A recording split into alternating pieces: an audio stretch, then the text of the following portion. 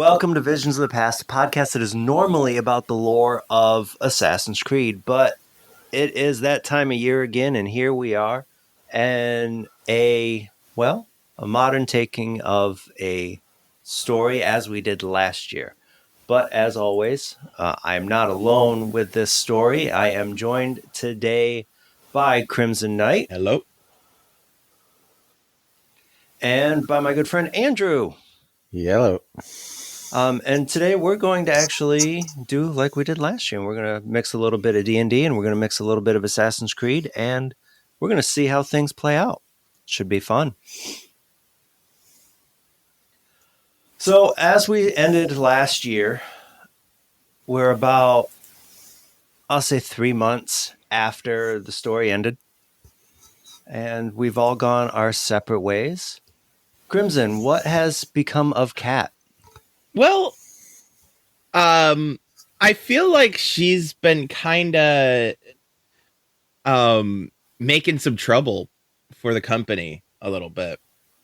And I feel like she's fallen in with a group of like even deeper into a group of like hacktivist types and has just been trying to like out the company's BS online a bit more, you know? Okay.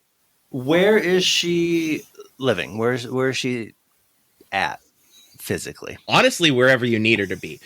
But I feel like because of the fact that she takes the company very seriously in regards to how dangerous they are, that she probably keeps on the move. Okay.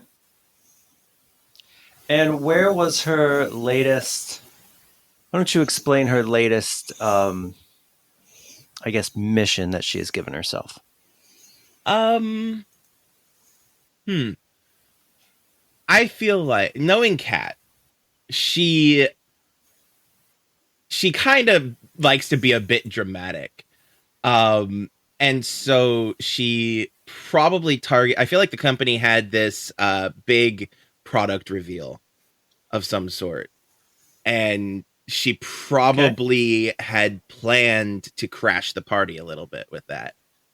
Um Now, given the fact that it's the company, she probably did not necessarily succeed to the degree that she had hoped. Um, but at the very least, it didn't necessarily get her killed. um, Well, here's what I will say that kind of okay. happened with this. We didn't. The company decided after they retrieved the fake True Cross was that they were going to put it in museums and they were going to basically show it off, going from the Louvre to the Met, a world tour, so to speak. And Kat decided that she wanted to disrupt the Met, considering it was where we last saw her in New York. Before she could get into truly a disruption, or at least a disruption that she could watch, in her pack of goodies, she found another plane ticket and a note. Meet us in London at the new cafe. So off she sets towards London and the new London cafe. And when she sits down, she gets this feeling of deja vu. You do anything in particular?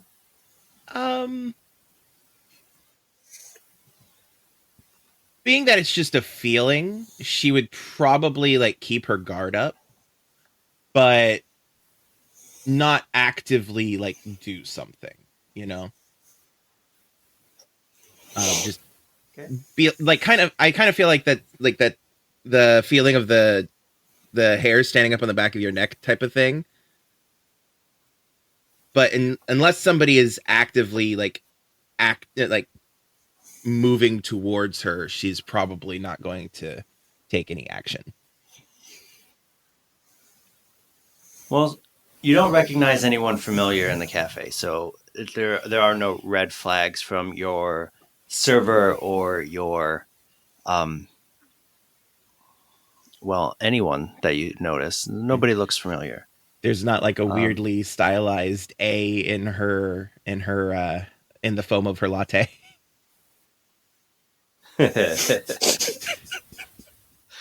no, um, but instead of and you notice this time while you're drinking your drink that it doesn't feel as weird as the last time you were in this situation. You're you're still aware of all your surroundings, and when you finish, um, there really isn't anything that calls out to you saying that you should be here. So when you decide to leave and you walk around the block, you run into someone who just kind of is looking at you. He doesn't say much. He just kind of looks at you. But he starts following you. Do anything in particular? Being militarily trained, she would probably not take aggressive action, at least not outright, but would kind of lead the person following her on a bit of a merry chase. I feel like maybe duck down a couple alleys or whatever. See if she couldn't like pick out exactly who was following her. Okay. Um, Let me take a look at something real quick. Why? This one.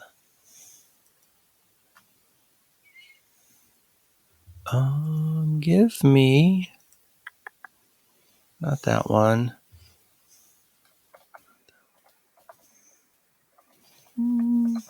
What's a good one here? Because you're out of here. Why don't you just give me Okay. a stealth check? Uh almost a natural 20. But that is a 25, 19 plus 6. Okay. Um, This is using cat stealth, right? Andrew. Okay. Yeah. Yes. Why don't you give me an investigation check with your modern day character, please? Alrighty. Investigation. That'd be me. Yeah, Andrew. 18. Okay. So you've gotten away from your follower who is fairly upset with himself. But you ran into as you were losing your tail. You run into somebody you are well aware of. You run into that black-haired, thin woman that you ran into as a barista in New York just a few months prior. So, I see that you're getting better. Or Very maybe good. you're just slipping. Well, maybe. But he will, we'll talk about that in a minute. Come with me. She leads you around a couple blocks and closer to the Thames to well, you think it's a warehouse. It looks like a warehouse. And you get, again, that feeling of deja vu. And as she shows you into the newer hideout with a couple of chairs, recliners that you recognize instantly as the machine, the person who was following you walks into the room, and the servant just kind of looks at him and just says, "John, you're kind of slipping." Yeah, you can't win them all. Well, at least we work as a team here. Kat, this is John. John is well, let's just say he helps a little bit farther along than where you and your old friends do. Where I hope to get you to. Maybe not today, but we got some work to do. Is John currently wearing a hood, or is it more street clothes? He would be wearing. He's got on like black like cargo pants with a black turtleneck, but over that he has like a gray like trench or like rain coat that's tied closed, and he's just keeping his hands in his pockets. There is a hood on the trench coat, but it's pulled back, so he's got like long black hair that's hangs probably just about shoulder length behind him, keeps it slick, like pulled back, and then probably from what you could tell, late 30s, and salt and pepper goatee. Very nice.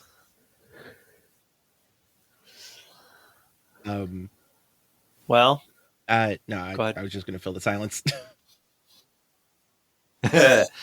Well, I see that you have done well trying to block the news of the true cross, but that's nothing we need to worry about. We've taken care of that.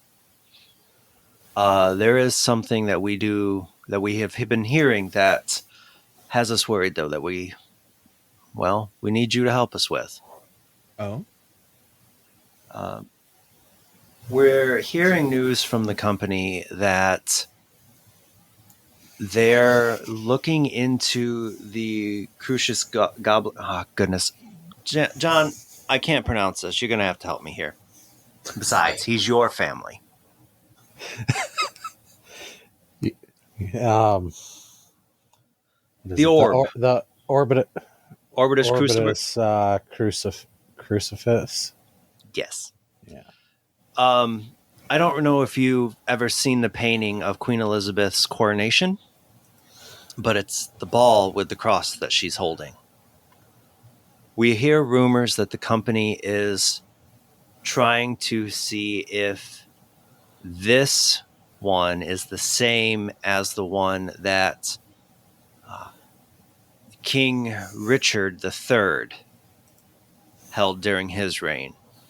We're concerned that they might be on course to another artifact. Another artifact like the cross? Luckily for us, like similar, but not exactly. It's it's an orb. It's kind of palm size, about the size of a coconut. Small coconut. But we're concerned that they might be on track to find another one of these that we know they've already destroyed the one that Elizabeth had. We're concerned that if Richards is different, that they could be on track to find another one, and we can't have that. Luckily for us, we do know a little bit about the history. We're not going to jump you in blind. That's why you're the only one here. We found that your ancestor is the only one in this location at this time. What we have found is from Johnathan's DNA is that when King Richard III's when his brother died, and King Edward IV's son, his two sons, King Edward V and his brother Richard. No, I'm sorry, not Richard. Oh, what was the name of his brother? Oh, it was Richard. It was Shrewsbury. Sorry. They all name the same. They're just very confusing. Maybe you should have whoever does your research for you put print it out for you so that you have it in front of you. I found that to be very useful when I was out on my missions. Well, anyway, we have this problem about where we think the Duke of York and at that point King Edward V, they were locked in a tower and never heard from again. Well, what we have found, what we're worried is that was where King Richard III found his lovely bunch of coconut. And I need it's you... actually the Globus cruciger. Thank you, John. I will not be calling it that. So faux apple. Yeah. Well, faux apple, faux coconut. I'm going to get on a sidetrack just thinking on if they would know what a coconut is at this point.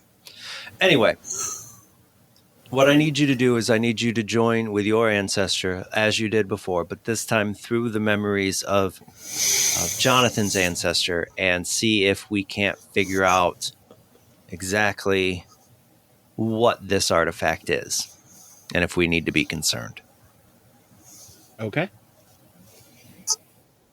Sounds good. Y'all really are a comedic pair, aren't let's yes. Yes, they with the other two in, well, I probably shouldn't tell you this, but the two that really liven the bunch being in, I think Massachusetts. Well, they're in North America. It kind of makes things dull and dry, but you should be used to that with ex-military. It can't all be action movies. Anyway, please sit in your chair and let's get started, shall we?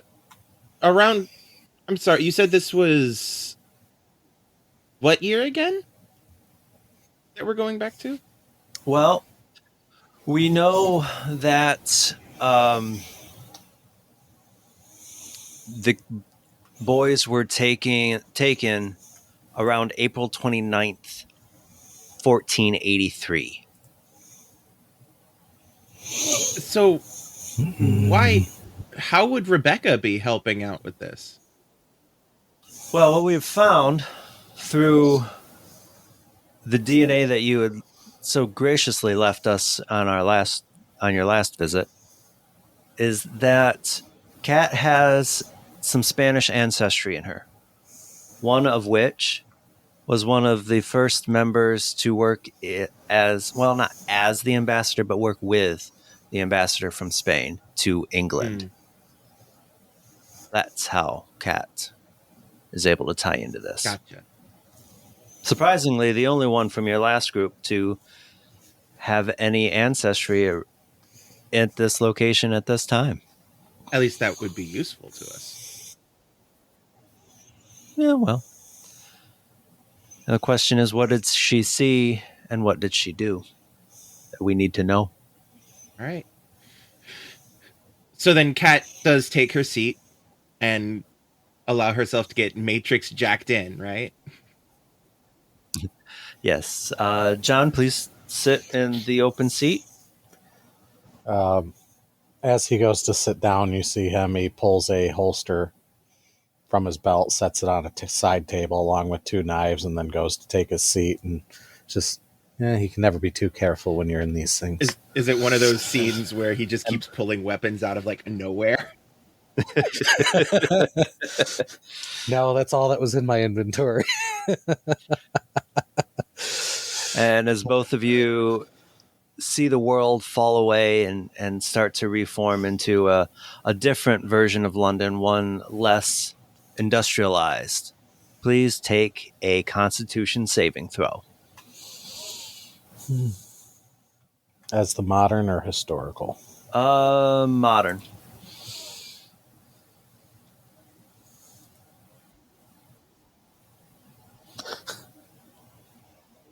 Natural 20. Oh, look at you. Makes go. sense. John would be more experienced. Yes. Meanwhile, at the other end of the spectrum, with a natural 1 plus 3. All right. So what a way to start out. So I shouldn't have had that. I shouldn't have had that drink at the cafe. I now really have to pee. Kat's going to take 2 points of exposure.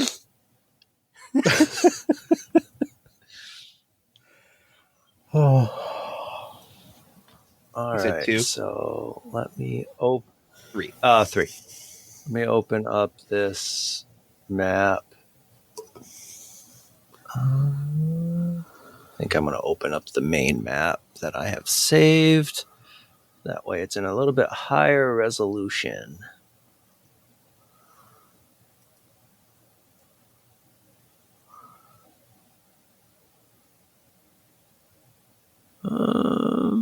Okay. So you would have been... I don't want to put you that close. Oh, no, that's fine. So Kat wakes up. She's a little bit, of course, disoriented, but she's noticed that she is in the docks. She's at the London docks. John has awoken, and he's kind of outside the city, but not very far outside the city. Actually, let's put him at St. James Cathedral. So if you were to look at the map at each other, you guys, if you were to draw a straight line from each other, you're across the Thames, one in the London docks, and one across the Thames. It's Thames. I hate pronouncing that one. I'm pretty sure And you were the other right, one, that it's Thames. Thames. And the other one is on Jamaica Row, right there at St. James Cathedral. Is there a way to pull this map up larger than what it's given me? That's a good question. Or is it open original? If you click the open original, it'll open it in the go. actual browser. Yep. But the quality I have we is go. not very good. Like, I can't see street names or anything like that. No. Okay. Yeah, I had to dumb it down for Discord. Let me go see. by quadrant. See if I can get...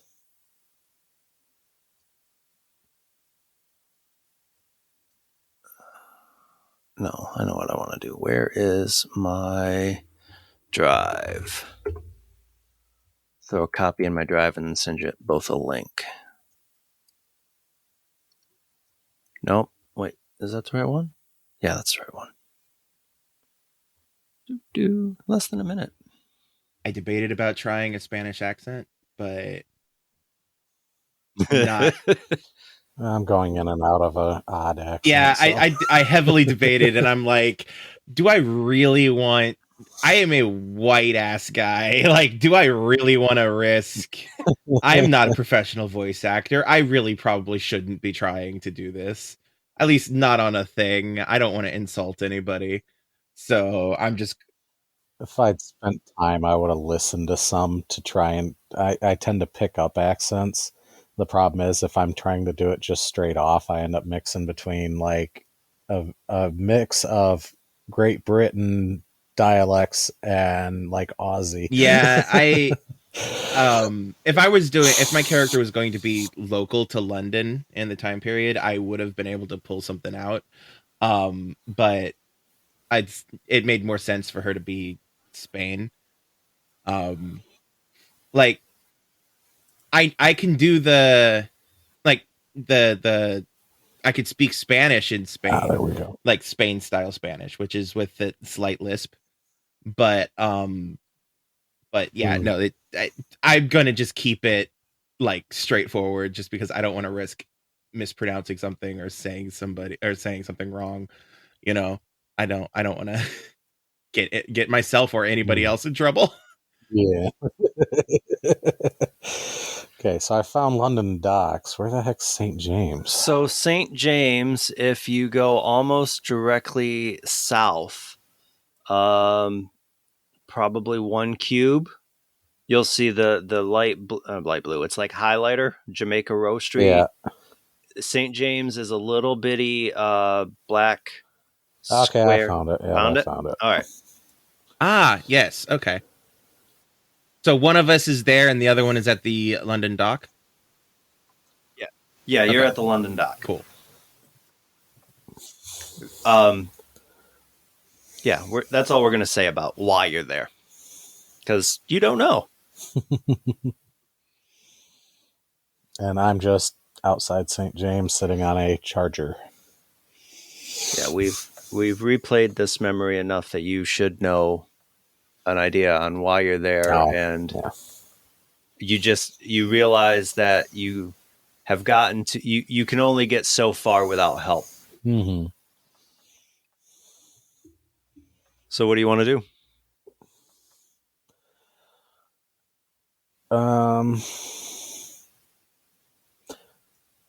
Well, so I would have additional knowledge from having already visited this. Right. So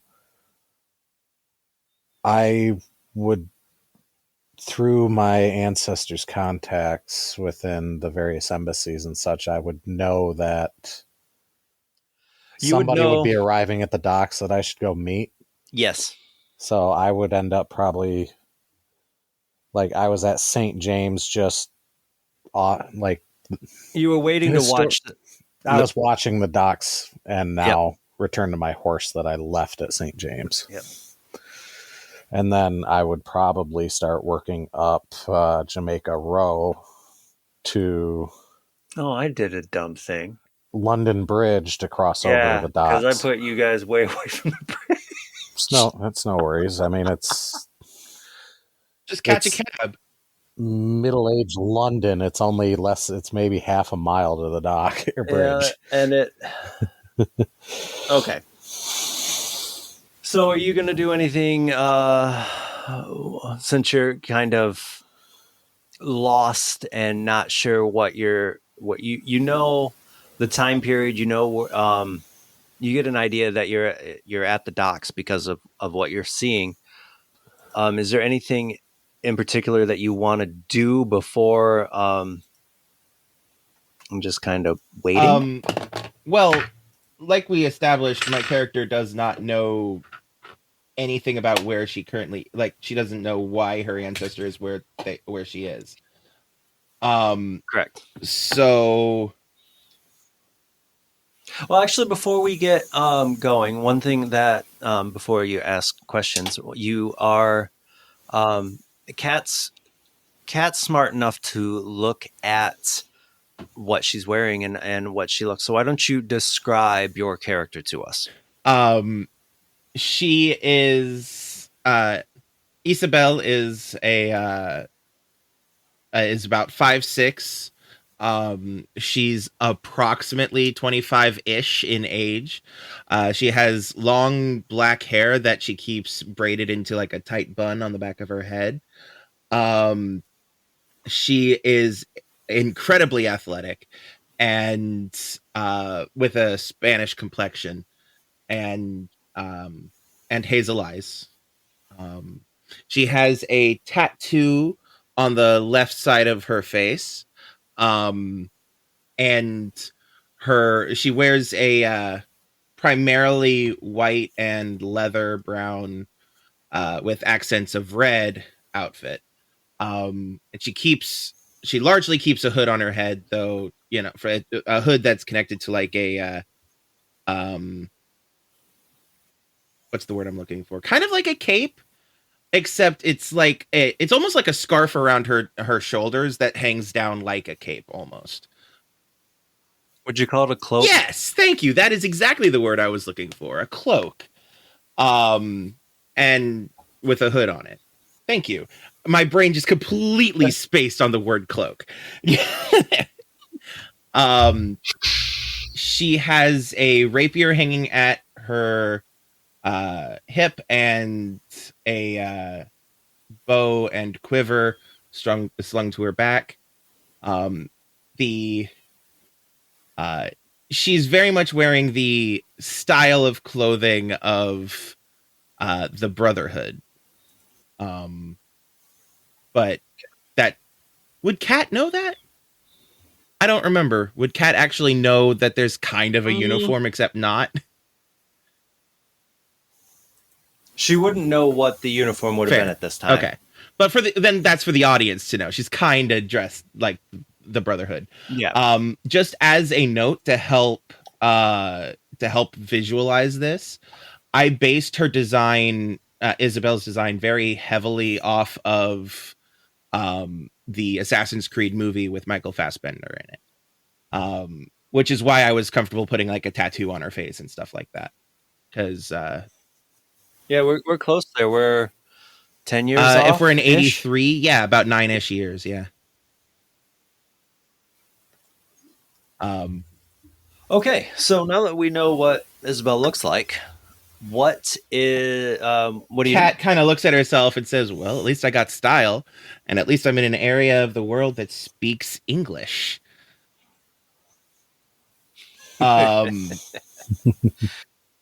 She goes through her pockets a little bit to see if there's any hint to what her character is supposed to be doing, like if she has any like a folded piece of paper with an address on it or anything like that. Any hint to like what she's supposed to be doing and where she's supposed to be going? She finds a note that states that she has a meeting, a secret meeting. Well, it doesn't say that it's a secret meeting. She says that to arrive at London Bridge on at the beginning of May, and to sit under the corner at along the Thames at London Bridge. That she is to meet with a English representative of the Brotherhood. Okay.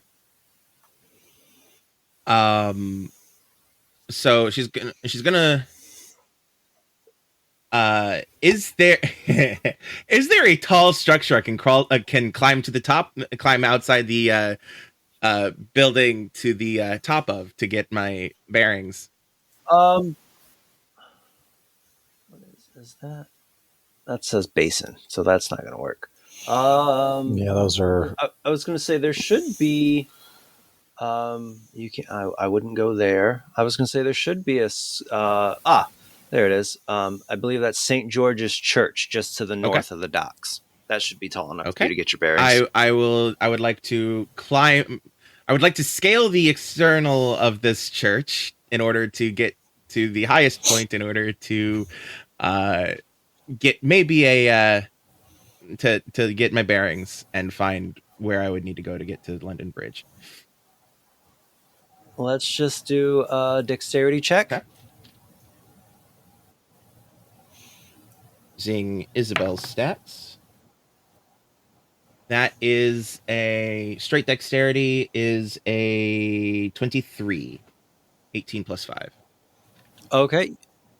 You have absolutely no problem scaling this this church. You kind of the stones almost feel like the stones that you used to climbing in Spain. Fair. Almost like there's an intentionally created path up the side of the building with a almost with a nice perch that birds land on at the top. Yep. And once you get to the top, you're just kind of scanning, and you can see some major landmarks of London at the time. You see the Tower of London just west of the docks. And then just a little bit farther west of the tower, you see this bridge that you assume is the bridge that you're looking for because of all the traffic that's on it. Okay. I look for a quick way down, and barring that, I will climb my way down and make my way. Yeah, I'm not going to give you another check on that one. That's just mean. Oh no, you slipped 5 feet away. You fell. You hurt yourself. No, we're not. We won't do that. 10 feet minimum damage. Well, yes. That's, like she could twist her ankle. You don't know. Not me with kind of being like, oh, darn, there's not a leap of faith stack of hay. Not here. Most of everything that's going on in the dock is just all sealed up, ready to go onto shipping containers. Very fair. And so yeah, I'm going to carefully Also, to be fair, I don't think Kat would be knowledgeable enough about assassins, or sorry, the Brotherhood, Oh, to know about a leap of faith. I also don't think Kat's crazy enough to Yeah, no. jump. So yeah, no, she climbs carefully down the. Oh, it was going to be fun. Oh well, she climbs her way down the building. I I feel like she does take a look over the edge and is just like, oh, that'd be cool if this was a video game, but nah, I'm not going to risk it, and just like climbs her way down slowly. Well, the thing about that is she also remembers what happened when who was it that died? I don't remember. Oh no, someone One of her comrades had they're gonna hear one this. of it's been a while. It has been a while. And we had I forgot to I've had a long few days, so I have not had a chance to actually rewatch at all. So I don't remember really anything other than like what the important it was Kristoff's oh goodness, what was the name of Kristoff's character? Would the character still be in the campaign? Well, I'm taking a look to see if the name of their edited person was. That's MP3. So, Florine de Burgundy, because she fell off the wall. That's right. And then she died in a final stand. Right. And Kat remembers what happened to that. Chris wasn't really the same when he came back out of the machine. So she wouldn't make that jump thinking, well, if it's going to kill me, I don't want to end up like that. That's fair. This is not a video game. I don't want to get messed up. Yeah, I'm just going to climb down. So yeah, she climbs down and then makes her way over to the bridge. It just so happens that as you are getting to not that one. Well, you're coming out in front of Fishmonger's Hall right there by the London Bridge, and you just kind of turn and sit when you see a he looks like a gentleman. He's high up in his horse, and his back is straight, and he's just slowly trotting along. And he just kind of gives you this odd look, kind of like he knows who you are, even though you don't know who you are.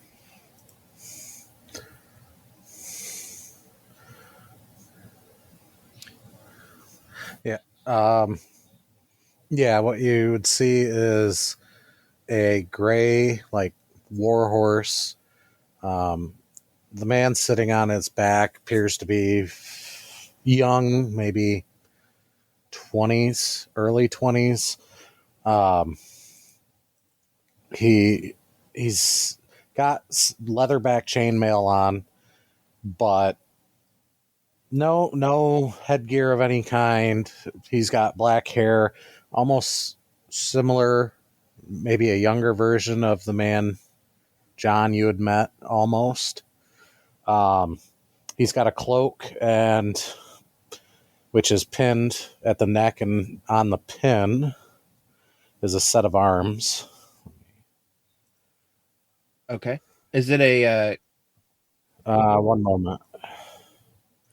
No, it's a specific set. I'm gonna post it here. And then on barely, you can see on his left hip is looks like a long sword, but seems shorter with an extended hilt. It's a hand and a half, and then there's a crossbow that's behind his saddle hanging. He just kind of gives you a studious kind of look up and down, and slight hint of recognition, maybe. For those listening, the coat of arms it's got a couple phoenixes on it. It's got a couple dragons. It's crowned. It's It's one that, if you know the history of the time period, would belong to the Earl of Rivers, and the the Woodville Woodvilles. family. Yep.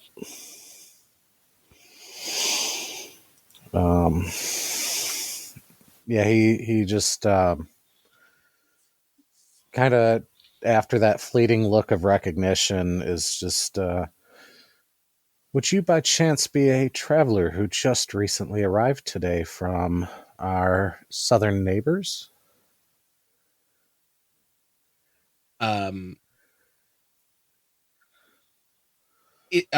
Isabel just kind of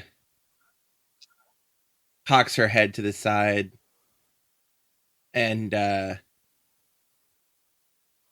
looks you up and down with this kind of trying to judge how capable you are of wielding that sword you have on your hip.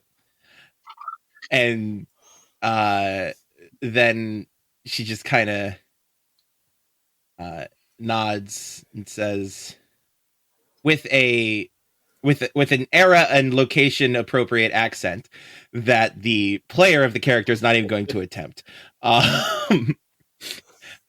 says, yes. Is she saying this in English or in The her initial native tongue? yes would probably be in the native tongue of than in Spanish, but then she would carry on in English. And does Kat know any other language besides English? yes, I don't remember. Kat is actually. Let me double check my notes on Kat. She is. Yes, Kat would know some Spanish, as she has Puerto Rican ancestry and a more recent Puerto Rican ancestry, but also obviously, yeah. So yeah, she would know at least some Spanish. Maybe. Okay, so just seeing her go see makes sense. Okay.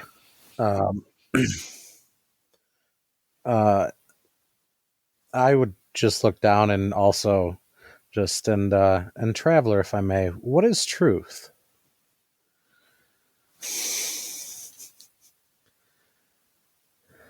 Ooh, I'm gonna need the DM's help on that, because player knows the answer. Would Kat?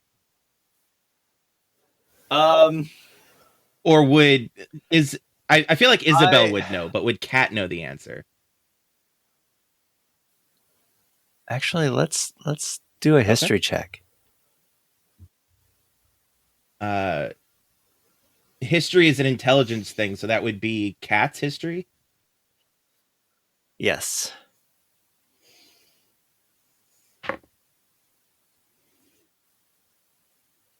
Uh, 11.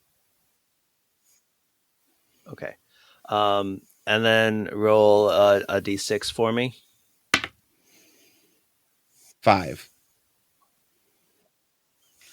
Okay, so that's Kat is able to understand the riddle and what the answer is by the data that she's getting from the animus through Isabel. But unfortunately, she's going to take 3 points of exposure. I'm already almost equal to the exposure I got from Rebecca. I'm excited. I'm excited. Yeah, you got really you did really well with that one. So yes, I think you were the lowest on that. But yes, with Rebecca I only got a +7, and I think everybody else was in the double digits. Yeah. But anyway, so in a moment of almost desynchronization between Kat and Isabel, Isabel replies saying, nothing is true. So you would say it is a lie, then?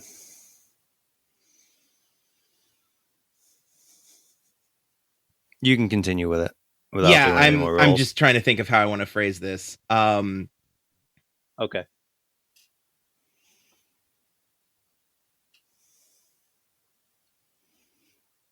I would personally say that a lie is that nothing being true does not mean that it is a lie.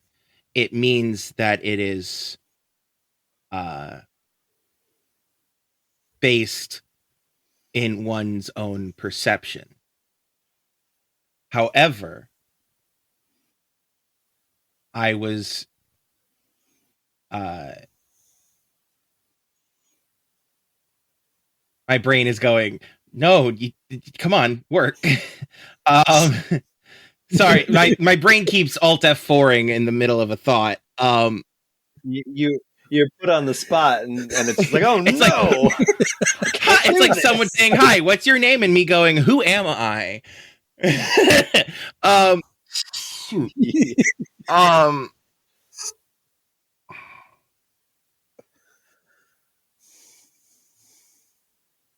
Literally, my brain is just shouting, "Nothing is true. Everything is permitted," over and over and over again, and it's like that's not helpful.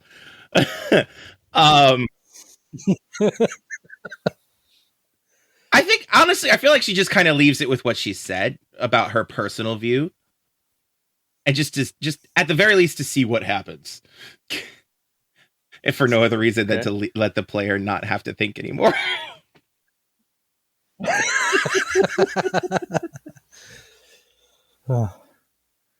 He just nods and goes, "Silence is sometimes the wisest answer." And then he gets down off the horse and grabs the reins and extends a hand.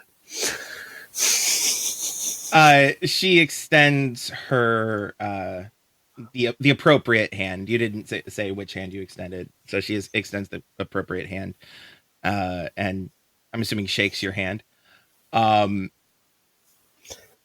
In his case, I would say like there's an awkward moment because he would just grip like the fingers. Fair. Due to just the inherent noble like background of the way things are feeling. Very fair. However, I feel like Isabel would be very much, "No, I'm your friend, shake my hand." It's that awkward moment where someone wants to do one of those special handshakes and you're like, what? At least he didn't go for a hand kiss. Might have ended up with a fist in the face. I don't know.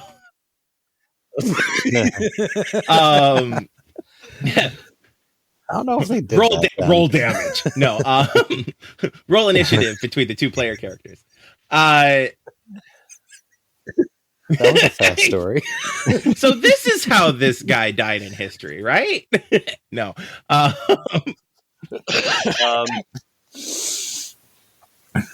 I will also say that now that you're this close to her, and you're shaking her hand, you will probably note on her left wrist the. Hold on, before you go there, give me a perception check. All right. Fair. As historical. Perception falls under wisdom. Perception is wisdom. Wisdom. No, as the player. Modern day character. Okay. And you said perception. Yep. Yay. Those were my dump stats. Not me over here just assuming that because of the character's history so far. 18. 18? Okay. Nice. So you can continue. He will notice it. Yeah, just to clarify, I was over here just assuming that between the past character and the modern character, how he's been presented to me, that he would just notice it inherently.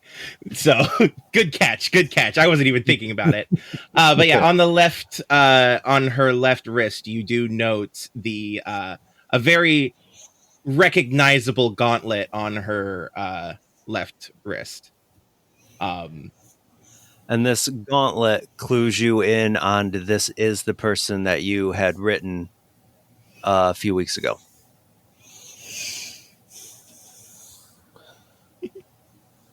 Well, I must say it's glad that I was able to find you so quickly. Streets are rather busy after all. Big city. As you two are sitting in a well, almost sort of an embrace, as you separate, you see a pair of guards come around the corner um, of the fishmonger's hall, and he just one of them just kind of squints a little bit, and goes, "Hey, oi, I know that sigil. You're not supposed to be here." And they draw their swords. Roll for initiative. Mm-hmm. As historical? Yes. Oh wow. Okay. God. 5. I get a bad roll, 2 good rolls, and a bad roll. That's how it goes, though. Mine is actually a dirty 20. Okay.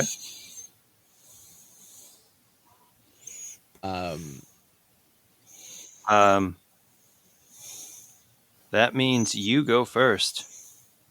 Okay, so Isabel, as if by instinct rather than conscious action, I feel like she kind of just disappears into the shadow a little bit, you know? Um, and so I would like to, basically, putting it in D&D terms, I would like to use my action to hide. Okay. Is that everything? Just gonna hide in this round? Well, I would have to roll a stealth check. So, but yeah, go ahead and then other than that, I will of course draw my. Yeah, I'll draw my bow and get it ready for an attack. But at this point, I just kind of want to. Wait and see what happens. Okay. So why don't you give me that that stealth roll? Yeah, and hold on, I'm just double checking something. It's been a minute since I've played the ranger class. Yeah, no, I wouldn't be able to. Yeah. Rangers do not get to bonus action hide. So yeah, no. It's yeah, okay. So stealth is a 21. Okay, you have absolutely no problem with your hiding. The two guards look at your companion and they just go, "Where'd your friend go?" "No matter. You're the one we're looking for anyway." And come with us. And they just kind of approach. Jeez. What's your AC? 16. And they come closer, but they're not able to get a hold of you. They look like they're kind of slow, and like their mind isn't really contemplating how lucky they are to have found you.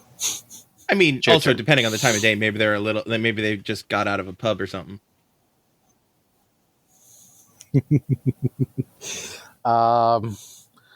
So I'm actually going to like quickly just slap my horse on the rear and send it at one of the guards while drawing my sword to engage the other one. Okay. I need to go to. How far away are they? I would say that at this point, after their turn, they're let's say within 10 feet. Okay. Oh, and of course I don't actually have the thing up for horses. So I'm just going to say I'm using the horse as as a distraction as opposed to an actual like weapon. Okay. So I send the horse like craning at them, draw my sword, and move in to make attack on the one on the right. Okay.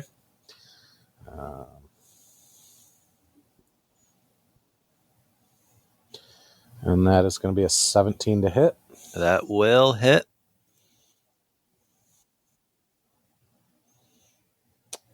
For 9 damage. Why don't you describe the action for us? He's not in good shape after your attack. I draw and just quickly and like deftly just step in with a quick thrust. While he's surprised, like right down into the hip. Okay. And then draw back to ready for another attack on my next turn. All right, that brings us back to Isabel. Following her companion's lead, she is going to attempt the non-lethal route and pull from her. She has this bag on her hip that I may have forgotten to mention, but she'll reach into that bag and pull out I forget the word for it, but it's is it called a bola? I think it's a thing Yep. 2 balls on a she string? kind of it's a little a bola. device that she has she has rudimentarily crafted that makes a bola able to be shot through a bowstring from a bow, basically. And mechanically, I'm essentially casting Ensnaring Strike on my next attack. But magic, not D&D. I mean, D&D magic versus not Assassin's Creed. So she. As long as you have a realistic way of making it work. Yep. So she kind of affixes this device to her arrow and makes an attack with her bow. You said they were 10 feet away previously 10 feet away from the companion, and since she stepped away to hide, she's probably still not in melee range with him, correct? Yeah, I would agree with that. I'm gonna make a longbow attack against them using the Ensnaring Strike. Okay. Now, is that So how it works for the Ensnaring Strike? I cast the spell, and my next weapon attack ensnares the target. Essentially, the target must if the attack succeeds, the target must make a strength saving throw or be restrained. Okie dokie. All right. What do you got? So to hit is math. It's math is what it is. 16 plus 9 is that's okay. The hit. That's the ancient math things. And it does. Oops, I didn't mean to do that. That was a misclick. It does still do damage. Yep. And so let me go ahead and roll for. Sorry, I'm reading this as I'm doing. Are you attacking the? That's fine. Are you attacking the one that was just stabbed, or I'll attack the other one so that they can't. Because it seems like he's directly engaged with the one. The other one, I don't want him getting double teamed, essentially. So I will try to remove the one that has not already been attacked. Okay. So yeah, longbow damage is 1d8 plus 5. Oh no. Again, I'm going for non-lethal here. So if his hit points hit 0, I want him unconscious, please. Oh. So yeah, I say that because I just rolled max damage. So 8 plus 5 is 12? Yeah. No, 13. 13. Oh, 13. So he's at -2. Thematically, can we say that Well, if you yeah, if you I could. And specify under the and rules, and he failed his. So yeah, he's entrapped. He's prone. He's just not able to move. You can't tell if he's dead or just unconscious. maybe he hit his head as he fell over? Okay. I really am trying to go non-lethal. So Anyway, no, so long as you specify under the rules, it will stop at 0 hit points. so he Unless you hit them with like a super if you powerful double their attack. hit points, then you're in trouble. But yeah, so that's my action, my bonus action. For my movement, I'm going to, since I can't rehide, I'm going to mechanically I'm actually going to essentially like like make it look, basically make a threatening motion, essentially threatening stance, not motion, stand, kind of come out from the shadows with my bow and arrow ready, on the remaining guard, just kind of be like, I got you next, man. Kind of. well, that remaining guard just kind of screams in pain and anger, and he rears back with his spear. Do you have your shield out? I do not have a shield. Okay, I couldn't remember if you had a shield or not. Nope. So he just kind of does this thrust, but because you have impaled his thigh, he's got no support, and he just kind of stumbles forward about 2 feet and move instead of like spearing you. He ends up having to use it to stabilize himself to keep from falling over. That makes it your turn. All right. 22 to hit.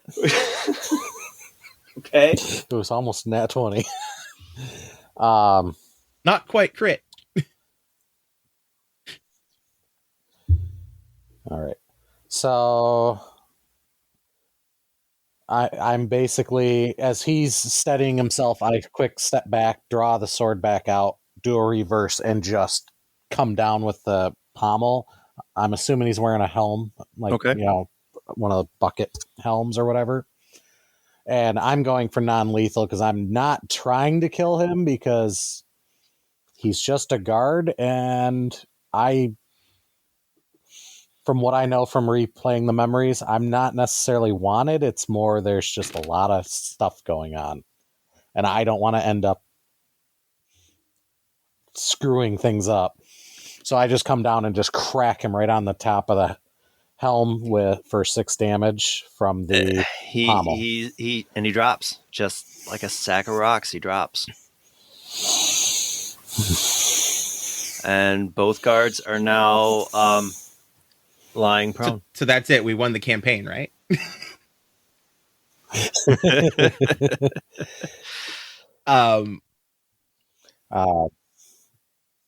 I'm just going to do a quick scan, make sure nobody else, like no other guards are coming right at the moment, and begin sheathing my sword. What do you have? What is your passive investigation? 9. Yeah, give me an investigation check.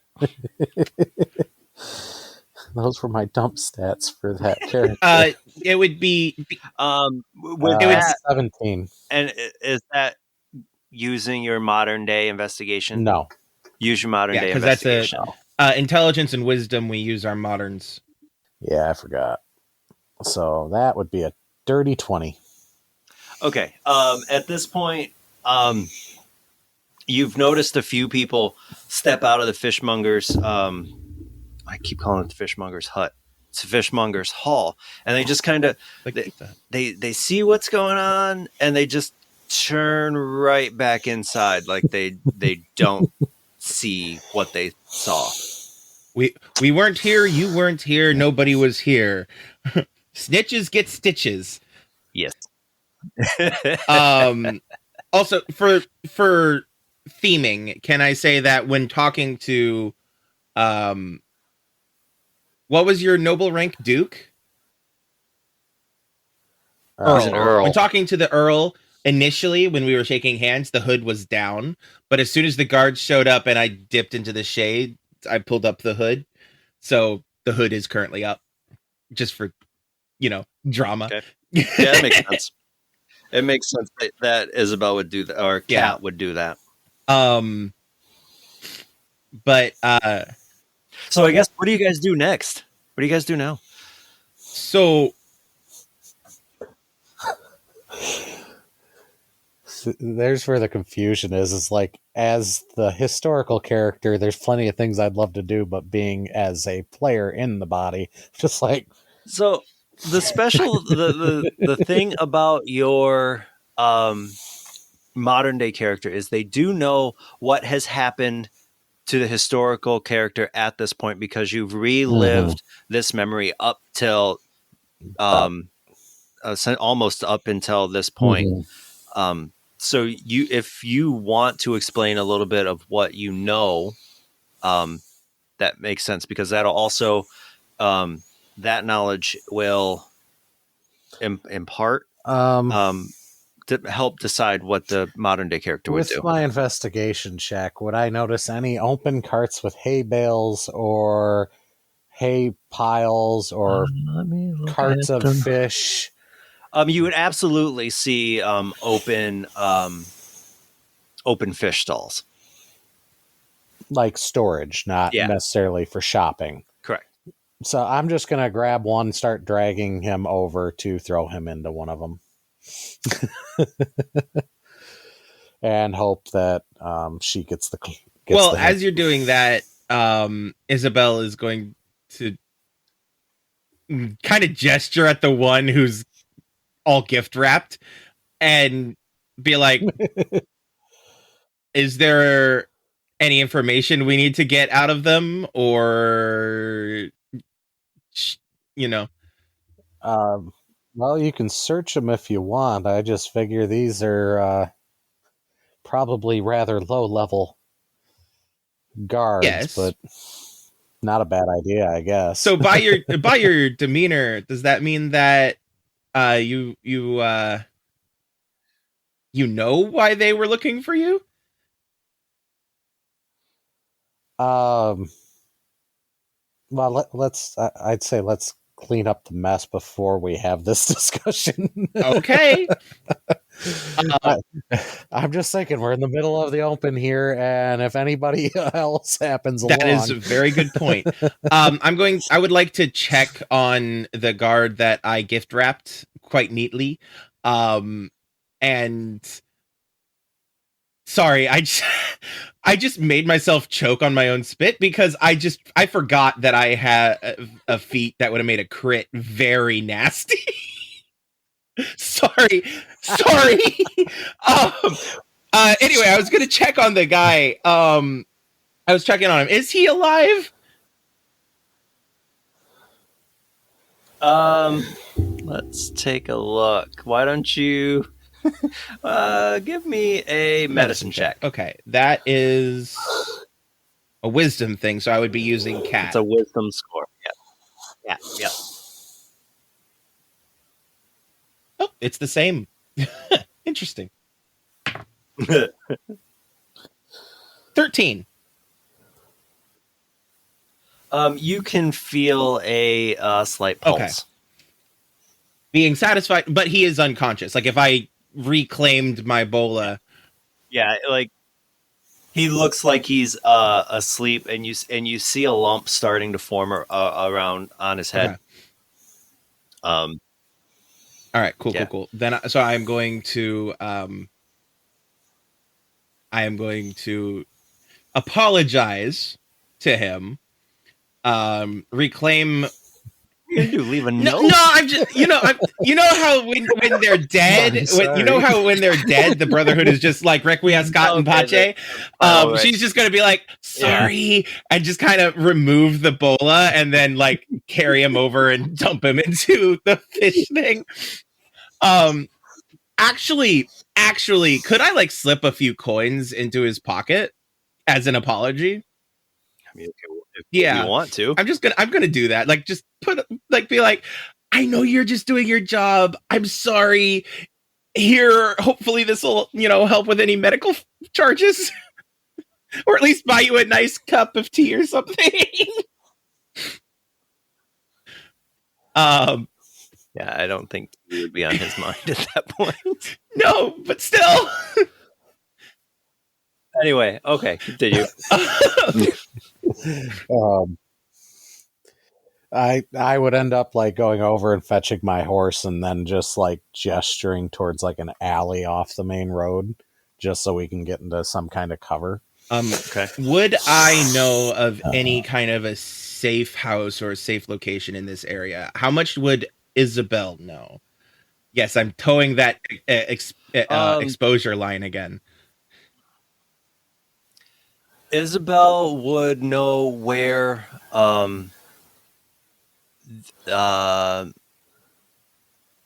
where they would be considering putting the embassy, and would know that would be safe enough for conversations like this. Anyway, so you guys have made it to what is essentially being scouted for the Spanish ambassador's home. Maybe not necessarily where he'll be working, but where he plans on living. Which means that I would probably have my own little space here. Yes. So yeah, I'll making sure that we stick to the shadows and stuff. I will. Did you give me that history roll yet? Shoot. I rolled it, then didn't give you the number. History for Kat is a dirty 20, 18 plus 2. Okay, so at least you rolled that high. Now give me a good D6. No, actually, give me a D4 because of that high of a roll. Let's go D4. I also have a big D100, golf ball sized thing if you need me to roll that ever. I want one of those, to be honest. My only problem with it is that it's not, the numbers on it aren't red, and the store that I got it from didn't have red. Because red, my whole thing is I'm the Crimson Knight. You're right, yeah. So it makes me sad that it wasn't red. That's a 1 on a D4. Well, good for you. So you take 1 point of exposure. Oops. So I am now even with Rebecca. Yes. Okay, so you guys have made it to the ambassador's home. What do you do? I would say I'd follow you in, and then I would probably have my own have scouted my own stealthy way in and out. Because yes, there would absolutely be hidden entrances and exits to your living quarters. So would it be possible for me to roll a group stealth check for both him and I? Or something like that? Or would you say no roll is necessary? Yeah, that's fine. No, actually, no roll is necessary. I don't think that's going to be necessary here. Yeah, I don't think you want me to roll stealth with my historical character. No. Yeah, I got that feeling. Chainmail sucks. So yeah, I do lead him in to where I know would be a safe place to talk openly.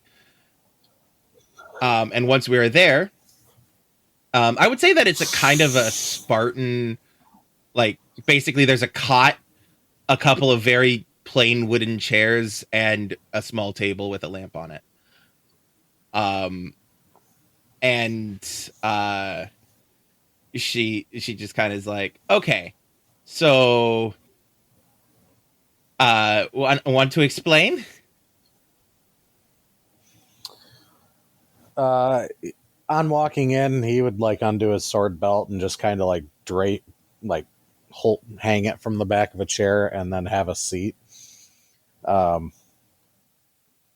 So at this current point in time, My ancestor is recently appointed the Earl of Rivers. And my brother and my cousin, my brother being the predecessor, was recently arrested. The Lord Protector is making a bid for power. My nephews have been locked in the Tower of London to await the coronation of Edward V. And my guess is that Richard, the Lord Protector, has probably put word out to keep an eye out for anybody of the Woodville family skulking around while he's doing whatever he is doing. Yeah. So this is actually a question that I need the DM to remind me of, because I do not recall how. I know that it is Kat inside of Isabel's body, but would Kat have recognized this man before this moment? Would Kat have recognized this man as the person that as John? She would have recognized a little bit of the features because they look very similar, and like you could see that that there is a slight familial resemblance. Okay, fair enough. Okay, so Kat, through Isabel's face, is going to be like, I see. So then what is our next step?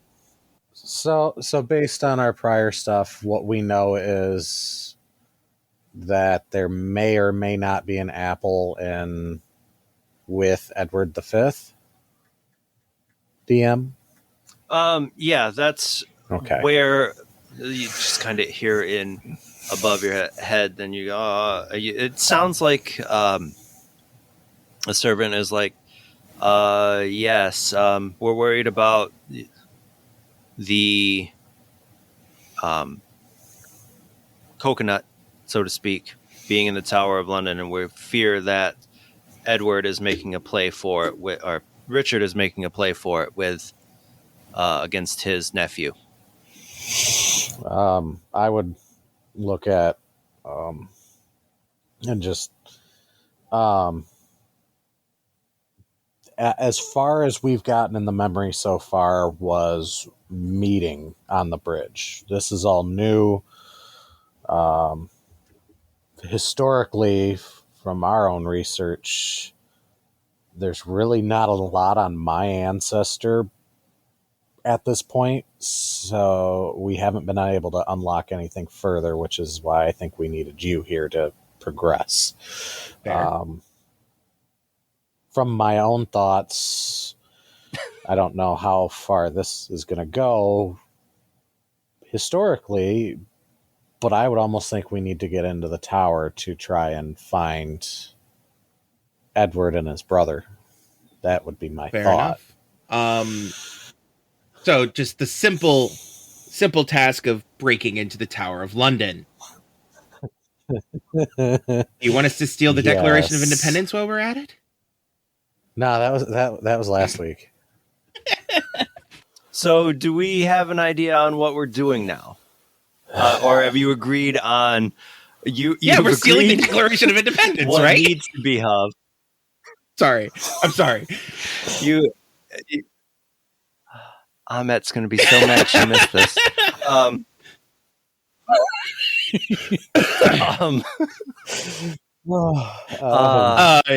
We're breaking into the Tower of London. Gonna have to scope things out.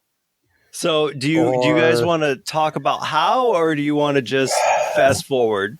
Well, either we got to scope it out and get an idea of the lay of the land, or maybe play my ancestors' position to an advantage. I would actually I know this is probably the last minute to include this recommendation, but we could take a page. How we do this? We could take a page out of the Blades in the Dark system. Oh, with The the flashbacks. memory. Yeah, Oh, so like we could flashbacks. just balls to the wall go in and then flash back to how we prepared for the thing if you wanted to. But that's up to the DM to decide. I'm fine regardless. It was just an idea that popped in my head just now. I think the best thing to do is to just kind of move forward and go into basically, let's fast forward to a more recent memory. Okay. Basically, when your memory is fast forwarded to, you come to your two characters standing on top of the Royal Mint, overlooking the tower and the inner wall, the outer wall, the moat, and you really only see one dry way in, being the bridge on the what they call I think it's called the Trader's Bridge. The West End. Yeah. Okay. So let's take two of those. And you don't see, like, it looks like it's kind of in the middle of a shift change, because because you only see one guard walking along the ramparts. Do you want me to help you out with that? You could have it be groups of guards that you just rolled.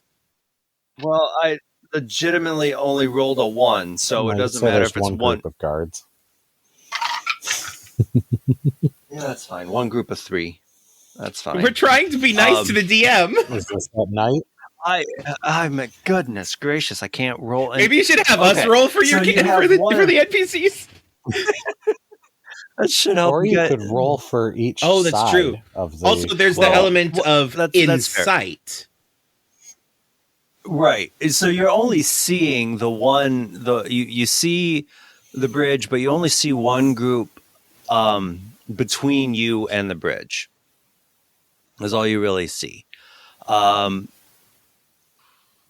that's really all that you see. You don't hear a lot of commotion coming out of the Mint. It's later at night, and it seems like if there were going to be more people out, it would be you're kind of in the hour where you'd either have needed to have been in 6 hours earlier or 6 hours later.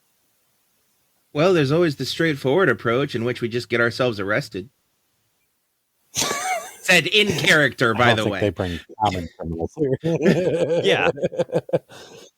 My thought was trying to sneak you in while I play on my position. But if you walked into the Tower of London, because of the fact that guards were looking for you, wouldn't you just get arrested anyway? Well, from the study we have is my ancestor wasn't actually punished by the Lord Protector. Yeah. So my thought was I could play up on that of I've been given permission, say, to visit my nephew or something as an act of good faith by the Lord Protector. Or, I mean, we could. Meanwhile, you with all your stealth could then be giving me Overwatch. I mean, why go for lying when we could maybe go knock on his door and see if we can't convince him to actually give us permission to go see your ancestor's relative.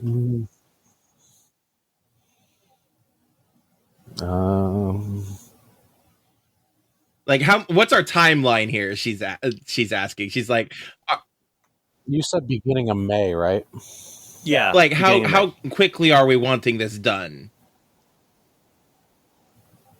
Like, are we wanting it done by morning, or like, do we have a few days to mess with this? I don't know. I was hoping. I'm thinking maybe a quick in and out would be our best opportunity. From what we know of history, who knows how long we have. They only just got here. My question historically, what part of the beginning of May are we at? Because when they arrived, it was the 4th of May, and Edward was put into the bishop's apartments and then was shortly moved later at Buckingham's suggestion to the actual main tower. I would say somewhere around the 4th. That'd be fine with me. And he's on his own right now in May because his brother wasn't brought there until later. When was the Duke of Salisbury brought in? Because I thought they came in at the same time. In June. Okay. The Queen was tricked into handing him over in like June. Yeah, it looks. Yep, he was handed over on the 16th of June. 16th. Yep. All right. And then Richard was crowned on July, so that's probably around the time the boys were gone. Mm-hmm. Okay. So, well, if this is a quick in and out job, essentially, and you're wanting us to be done, and it's the sooner the better, then we should probably forego the front door option entirely and just take the back. The problem is based on our information from our historical checks, we're going to have to ascertain whether he's in the bishop's quarters or in the actual tower.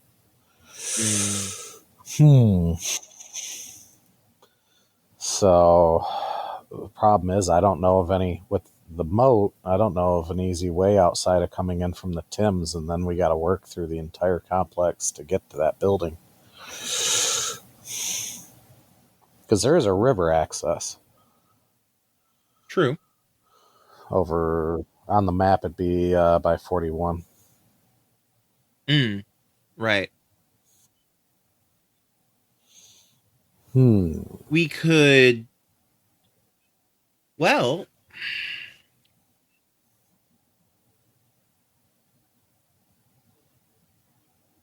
It's at this point that Kat's just like, God, I miss my smartphone. Just hack my way into their system. Give us permission to be there. This isn't Watch Dogs. Don't know. Generic hacktivist group. Generic unnamed hacktivist group. Yeah. I mean, we could try to scale the walls, but we'd still have the problem of the moat. And getting across the moat without being seen. DM,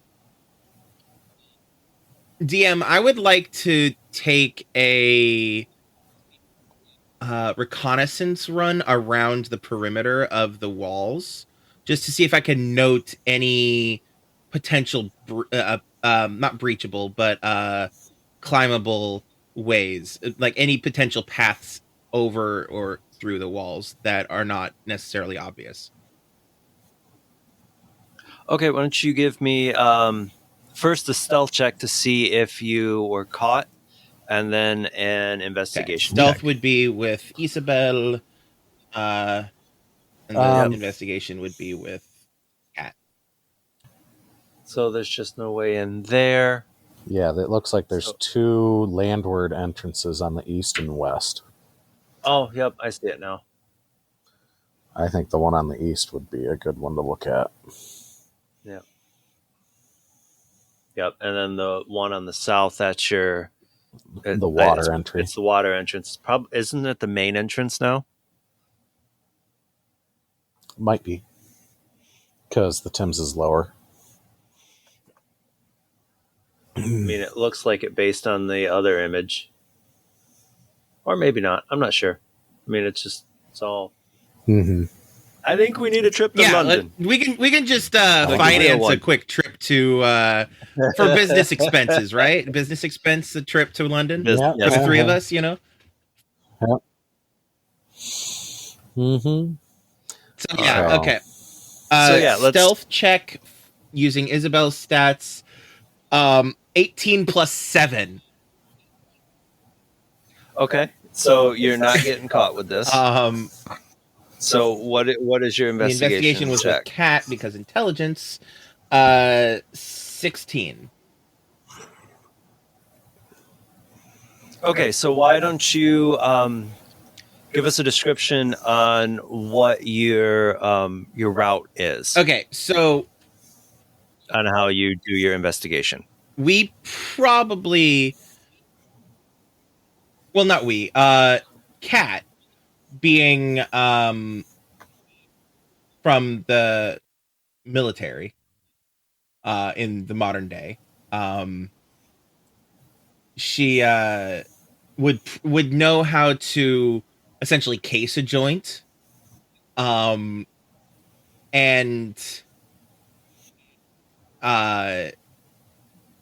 so she wouldn't want to get too close, right? Because the minute you lose the building cover is the minute you start to stand out. So she would probably go from as best she can from rooftop to rooftop, looking for anything that would stand out as a potential like path up the walls, essentially. Like maybe there's some loose bricks or something like that. But she would kind of do like if you look at the city map around the tower, she'd probably like where that red highlighter is, she'd probably start there and then go around around to the north and then back around to the east. So from in front of the Royal Mint, working your way counterclockwise around like Tower Yeah, Hill and basically, yeah. and okay. So on your route around the building, you really don't see a lot from like scalable like handholds. Once you get around to the southwest corner, you kind of look at a couple darker bricks, but you can't. It looks like it's just too far away from the internal ground that it makes it unlikely that you would be able to get through there unnoticed. When you get around to the southeast of the tower of the complex, you notice one little tower. Now the door is drawn shut, but you can make out a handhold around the northern side of the tower, and you don't see any guards on this tower. But it's clear that you could climb without an issue. The problem would be at that point would be to just get to there. You easily get back to the Royal Mint at the northeast corner, so it's just a matter of going down the east side of the building. You could probably get there without being seen. The problem that you might run into is that it's not just you. All right, so I catch my companion up on what I've found.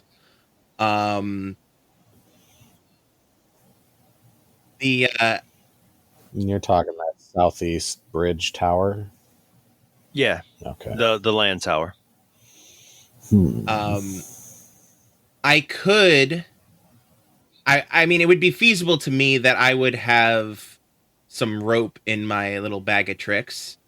So I could. Okay. And I mean, if we're talking D&D stuff, everybody gets a 50-foot of hempen rope, right? So in theory, I could tether myself to.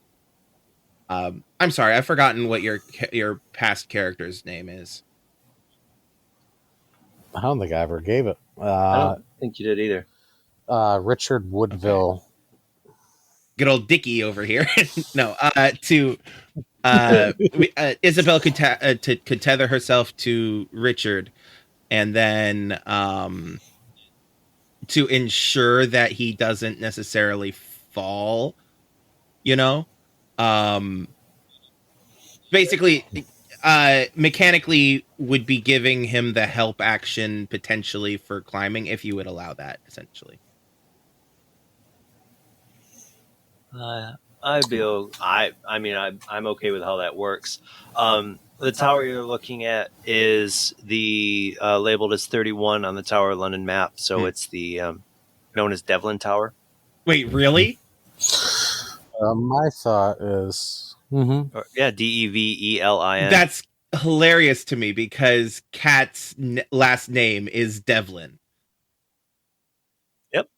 It's fate. I feel like we have to go this route now. well, I was going to say is from like where I'm at, is there any kind of, because they were still doing work, is there any kind of construction going on in that area? Any scaffolding, anything of that sort?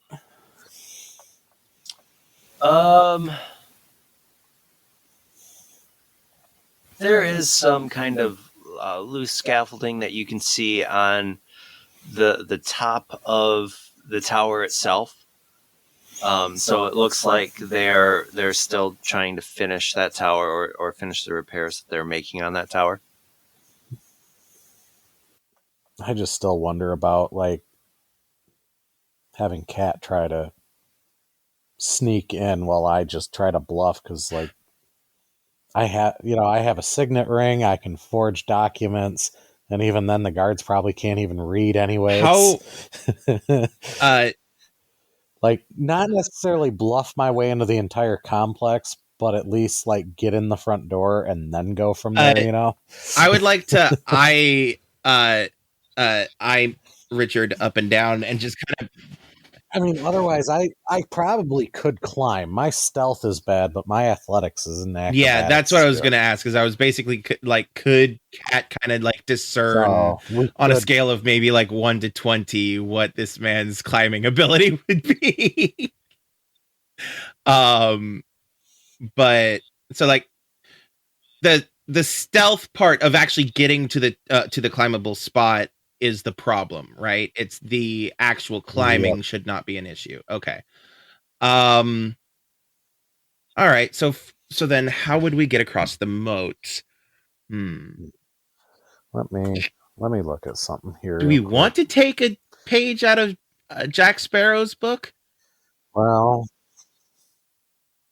my other thought is, if I take my chainmail off, I'm fine. I have fine clothing. Or, well, I have clothes, so, I mean, I could always take it off and stow it. Runs around in the buff.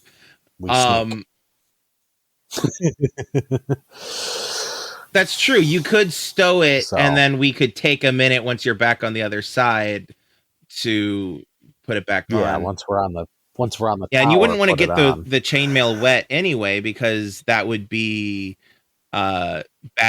That would cause rust and stuff. Yeah, I think that's my thought, is lose the chainmail until we get inside to some place where I can safely put it. And as long as we have and just pack it up in a as long as we take that intention, then we should be fine. Because like I can always help you put the chainmail back on so that you don't, so it doesn't take too long. And if not, and if not, then yeah, I'll lose the chainmail for now.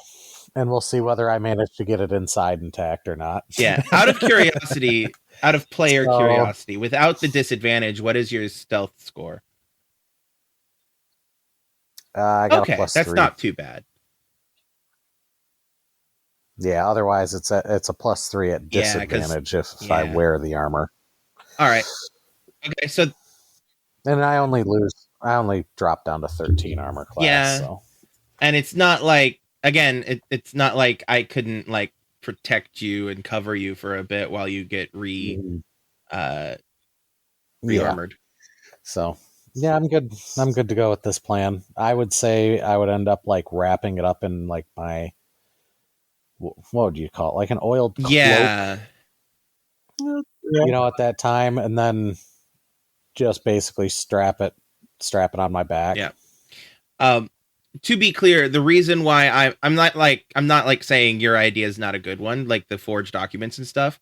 I just think that with the heat that's currently on you, unless you actually did have actual permission from I forget the title you said, unless you actually had that permission. Well, the only reason I was going that route is I wasn't even thinking about the fact I could just take the freaking chainmail off. I'm like, I've got chainmail.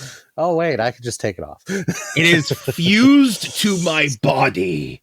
My chainmail is piercings that cover my entire torso. Suits. Yeah. So would we have to get wet to take this route? No, I don't think so. Not based on the model that you put in Discord. And I mean, even if we did have to get wet, we could take. Where were the guards we saw? Because based on this this model route, you come in at Devlin Tower, and you go across a bridge, and then you're past the moat, and the inner and outer wall are all on the same spit of land. Yep.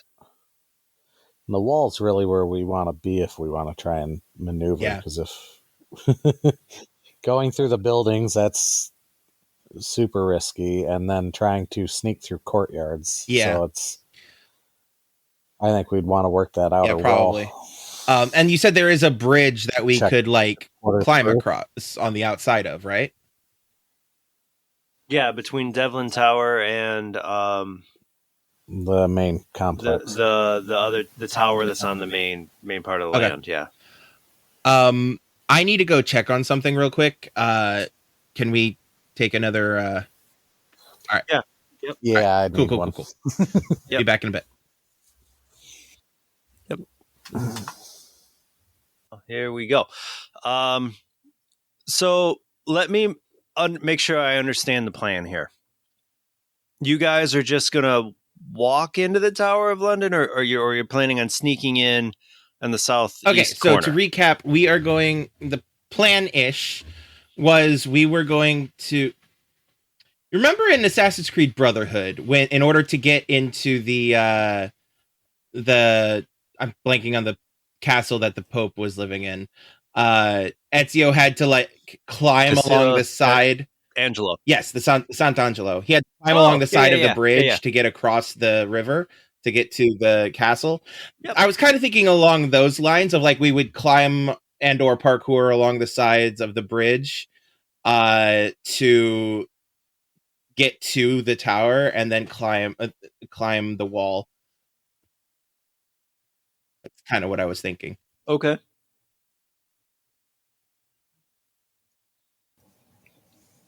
Okay. So then let's give a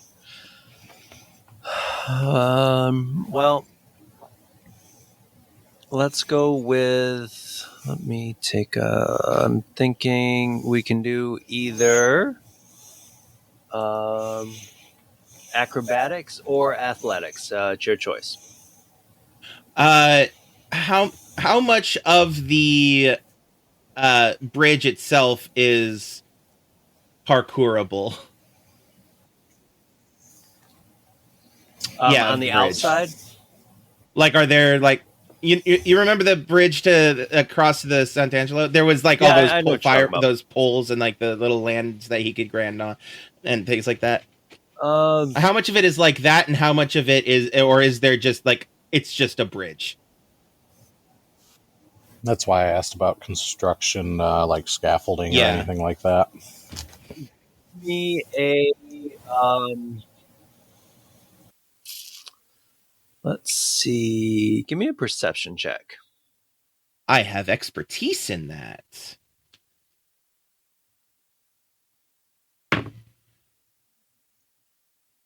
That is a dirty 20.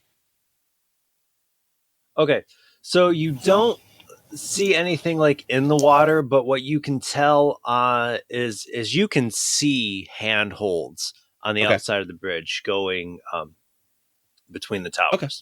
Cool. All right, so I'm going to take that rope from my bag of tricks that we established would probably be there. And with consent from John/Richard, tie the rope around his waist and then around my waist, so that if either of us screws up, then then the other could potentially be an anchor. Assuming that he consents, Yep. as consent is Yeah, that's fine. important. Would you like me to roll anything in regards to the rope?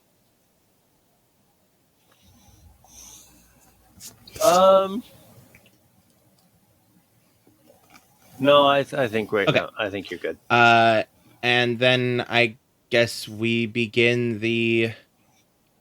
I think I'll go with athletics because that makes more sense, given the situation. Okay. Need me to do a roll? Yeah, if you're going to be latched to him and following along, you need to do this. Either athletics I'm going to or use acrobatics. acrobatics.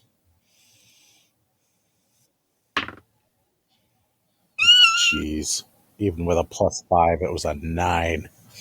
Did you just Yeah, I squeal? just squealed because that's a natural 20.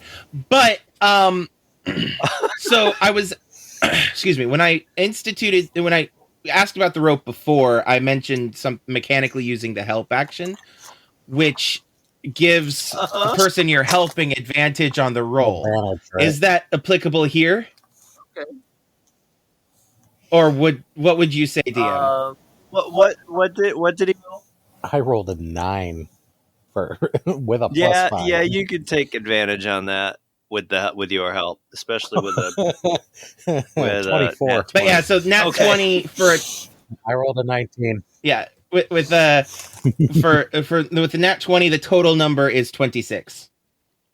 As we as the pair of you are latched together, going hand to hand, or not hand to hand, but handhold to handhold, side by side, it feels like just almost a normal day at the office, and you get past the bridge, and then you have this option to where you're at this point to where you could either climb over the bridge to try to get into a door that is probably shut, based on your knowledge of the time period, or you can continue to go horizontal, or towards the outer wall, or you can go vertical and try to climb the Devlin Tower. I look over at John Richard and Richard John, and I'm like, I think we should go up. What do you think? I'd concur on that so that we can try and get a closer lay of the land from the top of that tower. Alrighty, so up we go. Based on your previous rolls, I'm not going to make you roll again, at least not for this one. So you climb straight up, and every handhold it feels like it's meant, the spacing is just meant for your height and build, and you get to the top of the tower, and you do a look around, and I need an investigation check.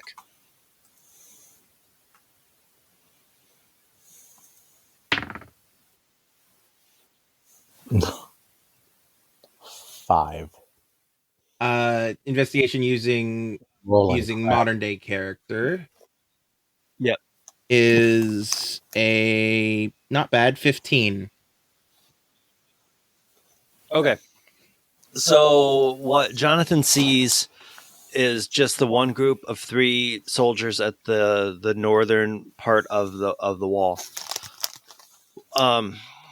What Kat is looking at is kind of more towards the courtyard, towards the tower, and she sees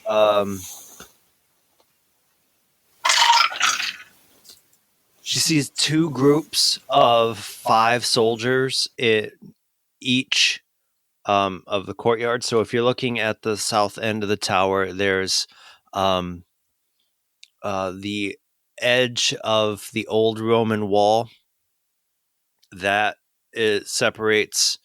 There's a courtyard between that and the inner wall, and you see one group in there. And then on the other side towards what is considered the wall, the innermost ward, another group of 5. Mm-hmm.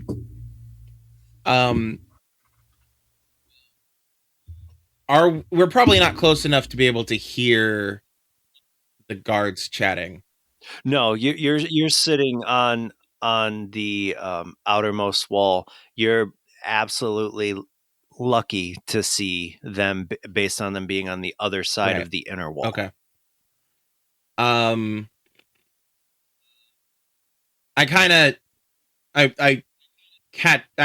inform my partner in crime of the 2 groups that I'm seeing and how many their number is. And point out where their general locations are. Probably using military hand signals, if we're honest. You'd be able to understand them. Sorry, I'm chewing, so I've been muted. Yeah, and I would take note of those locations and start trying to figure out what a good route would be. My thought is still keeping to the tops of the walls. Agreed. To try and work around to get to the bishop's. What is that? Is that the bishop's quarters?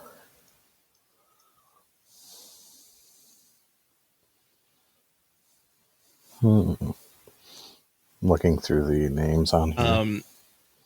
While we're looking around, I'm going to whisper and say, I could try to sneak down there and listen in to some of the guards and see if they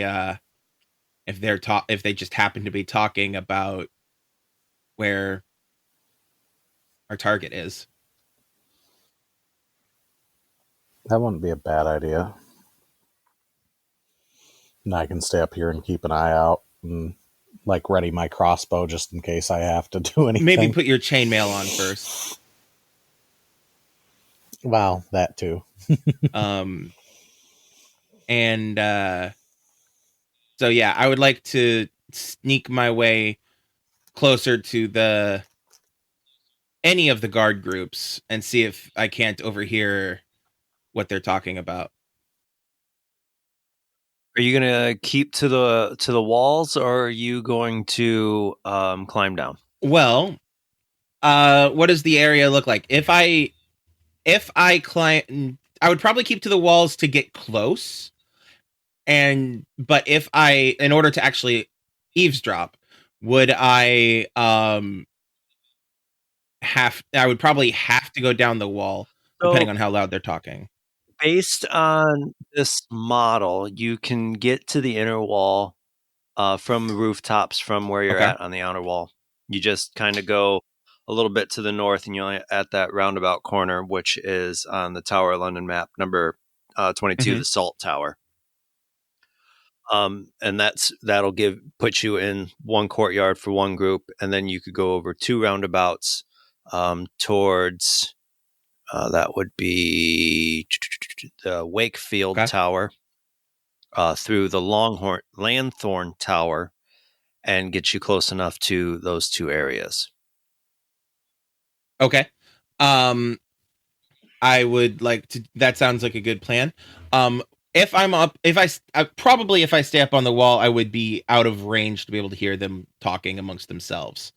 So I would probably need to come down once I got close enough in order to be able to hear. Am I correct in that assumption? Okay. Depends on what happens when you get there. All there. right, so we'll focus on one leg at a time. I will make it to you said it was the Salt Tower. I will move towards that first. And do I need to make any rolls? Stealth rolls or anything? Yeah, give me either acrobatics or what's the other one? Athletics. I'll go with acrobatics this time because this feels more of a parkour situation rather than just a climbing situation. Okay. That my die was on a natural one for a moment. like you just got lucky, long huh? enough for my heart to stop. But it is We almost heard that special almost. sound. That is a 13 plus 7 for a dirty 20. Okay. So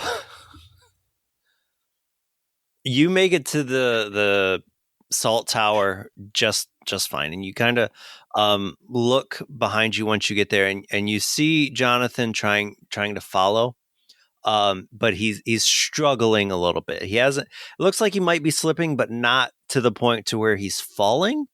But he's struggling to get to the salt tower. Okay. Did he have to roll for anything? Oh, He did. You're still muted. Yeah. Yeah, Got I it. rolled a 7.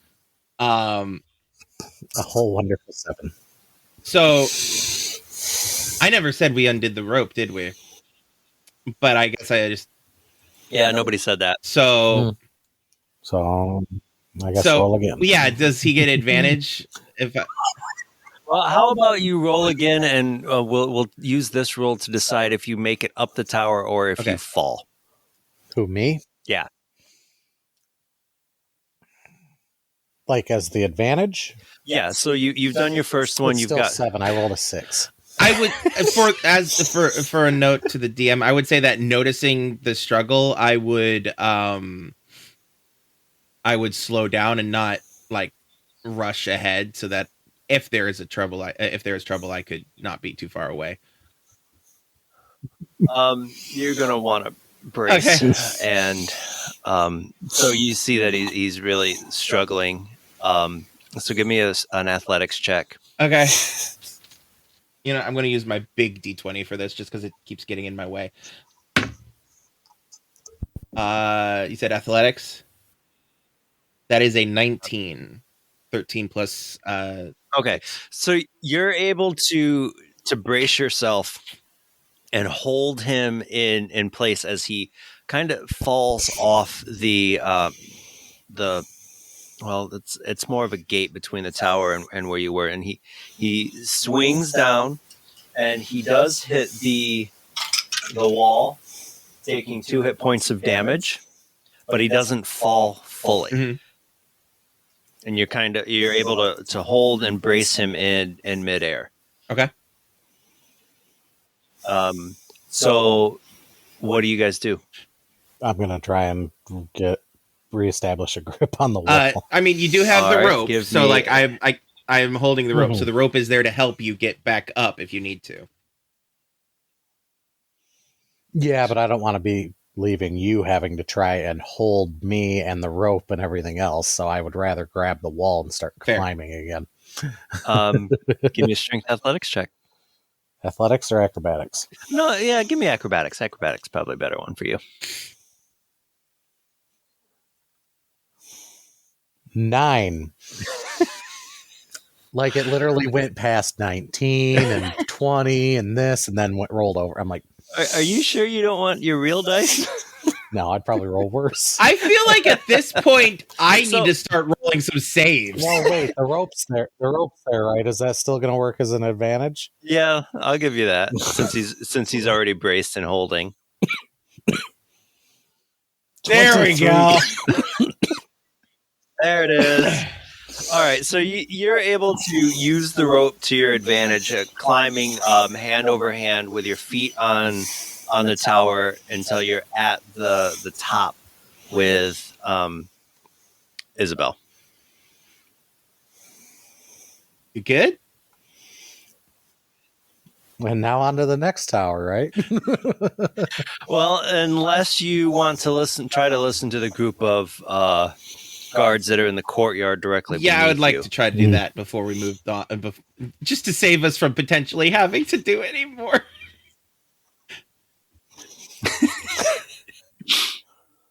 Well, I would say at this point, is there any roof access into the tower? Which tower? We're on the salt tower, right? You are in the salt tower, yes. If you wanted to climb down, you could climb down. Because my thought is if we have to keep moving instead of climbing, we can just sneak into the tower and then onto the actual wall from like an exterior Fair. door. And well, definitely a thing to consider. But are we able to hear the guards from where we're at, or do we need to get closer? Give me a well, what's your passive investigation? Mine's 13. Or Cat, right? Yeah. It's a 12 investigation. So you don't hear anything without focusing. If you want to focus, I need an investigation Not check. a perception. Or yes. Yes, an investigation. Okay. Yes. That is a, let's see, plus 2. Another 19. 17 plus 2. Okay. You didn't do well? 9. 9. If you'd have kept So- the investigation. So he's a bit oblivious. But what you end up hearing is just a group of chatter. These 5 guards are you hear one is like, I don't understand why we're guarding at all hours where the war is far away from the town. And the other one is another guard is like, that's because the king is here. His father has just passed him weeks ago. The king is here, and we are meant to protect him. And another guard chimes in and goes, besides, I don't want to be on the front lines. This is a pretty posh gig. I'm good. And they just kind of, they go back and forth, and you really don't get any real information out of this group other than knowing that the king is here, but his brother is, they don't know anything about his brother, if his brother's here Okay. or not. And remind me, which one is it that we're looking for? You're looking for Okay. the king. You are looking for King Edward V. Edward V. All right. I turned to Richard. You good to keep going, or do you need a few minutes? While you were eavesdropping, I would have been putting my chainmail back on and just getting ready. So, Okay. my thing that I'm looking at this point is like, if we're looking north to our left, we got rooftops we could go across, or we could go north along the actual wall by going into the tower and then out onto the actual parapet. Yeah. Where was that other group of guards you said I saw again? They would be at I think you said it was over by the. what is known as Brass Mount. It'd be the roundabout on the northeast corner, right next to the moat on the outer wall. Okay. Got it. And right now we're on the inner wall. So, I mean, we'd go up to that, what is that, 19, to like Martin Tower on the northeast corner and have a look down onto those guards that are at that Yeah. corner. Yeah, that sounds like a good idea. Let's try that. And there is access down into the tower from here, right? Yeah. Am I able to listen at the door and see if I try and hear any voices from inside? Or any kind of noises of people sleeping or moving? Let's do insight.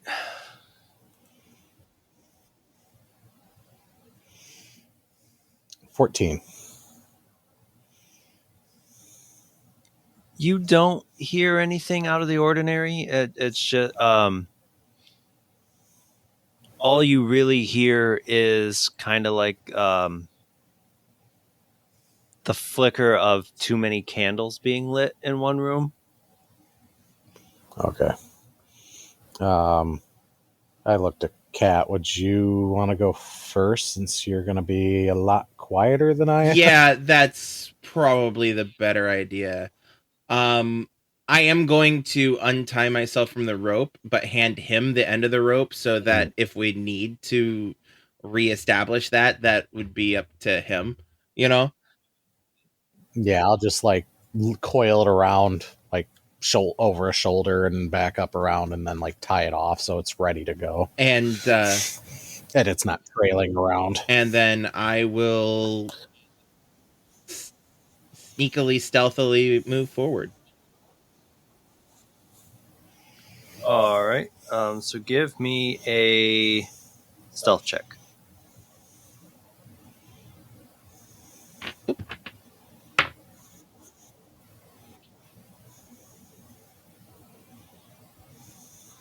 Plus 7, 22. Yes, 22. 15 plus 7. I was going to say, how did a 7 get to 22? because I added the die roll of 15 to it. So when you come into the tower, like you slowly open the door, you noticed it was unlocked. But when you get into the area, and you just see like 10 candles lit and paper on a desk, but you don't see anybody there. Like they had just left in a hurry and they didn't blow out their candles when they left. Okay. As we're going, I'm going to be keeping an eye out for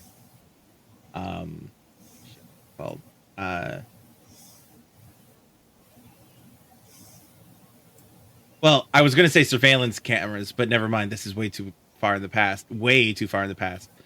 I feel like Kat would be keeping an eye out for like What is that strange thing? Like just in out of habit, you know, because this is Kat we're talking about. Just out of habit, she'd be looking for security cameras and things like that, like security systems, traps, and things like that.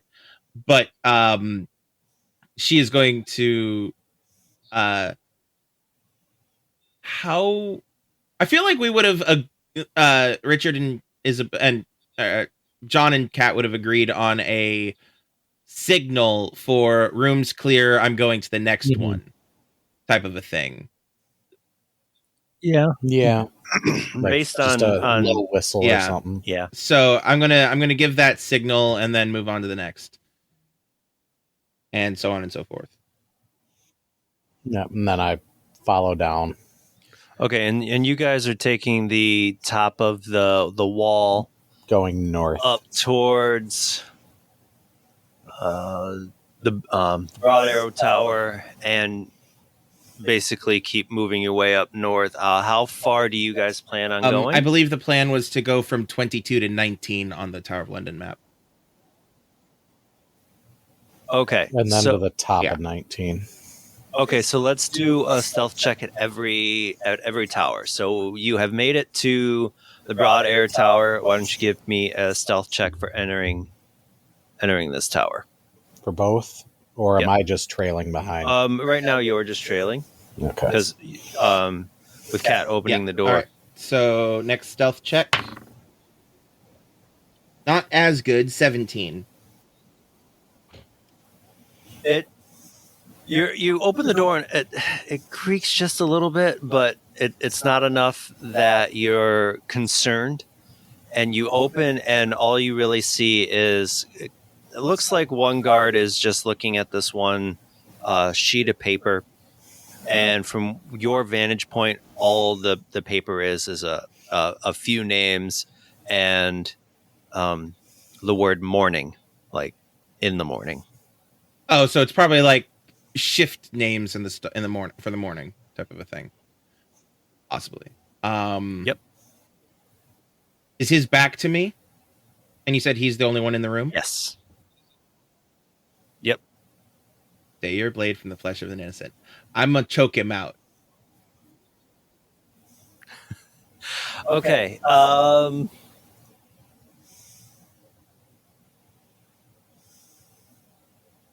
Let's just do straight stealth.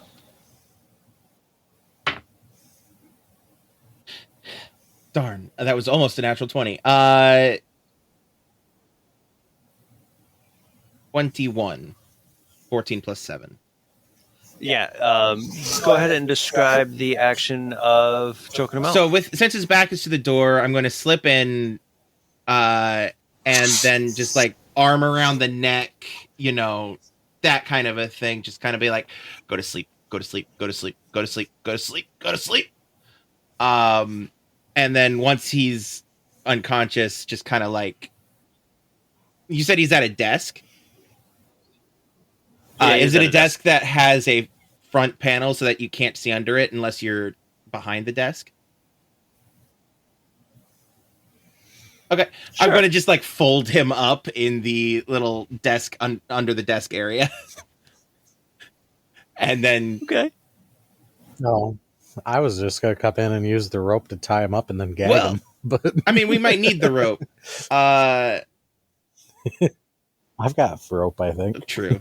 I also have that used bola that I can wrap him up in. Yeah, I got an extra 50 feet of rope. After he's unconscious, before I hide him, I will give the all clear signal so that he can come in and input what he wants to do, what he thinks we should do. You gonna tie him up or leave him? Tie him up and then grab rip part of his sleeve off and then gag him with it. Okay. Just so if he wakes up, he can't start yelling for help while he's tied up. Okay. And then do the same thing, tuck him under the desk. Okay, we can. When did Assassin's Creed become Hitman? No, if it was Hitman, we'd dump him in a trunk. into the paper shredder he goes. Out the window into the moat. Well, you're in the inner wall. He'd just go thud on the wall. It wouldn't be a thud. It'd probably be a very wet splat. Probably. Anyway, let's move into the Jakes. Up. So, give me a stealth check here for exiting the tower. I will, using our same process. I will be the one to go first. Oh wow. Okay. Not to curse it, but the good rolls keep coming. 17 plus 7. No. That 24. Okay, so the door opens without an issue, and it turns out there wasn't anyone on this section of the wall. So you're able to move freely and unimpugned to the Martin Tower. Okay. And we're at the same bit again. Go ahead and roll for stealth to open the door. 19. This door opens without another squeak. It's like they've recently oiled the hinges of each door on the towers as you've moved forward. This tower is surprisingly empty, and it's dark, so you really can't tell why. Out of the towers on the wall, you would think this one would have at least a few people in it, with it being directly in front of the Waterloo block and the regiment's headquarters. So this is suspiciously empty? For some reason, it's empty. Yes. Instead of entering, I'm going to slip back and tell him that it's suspiciously empty.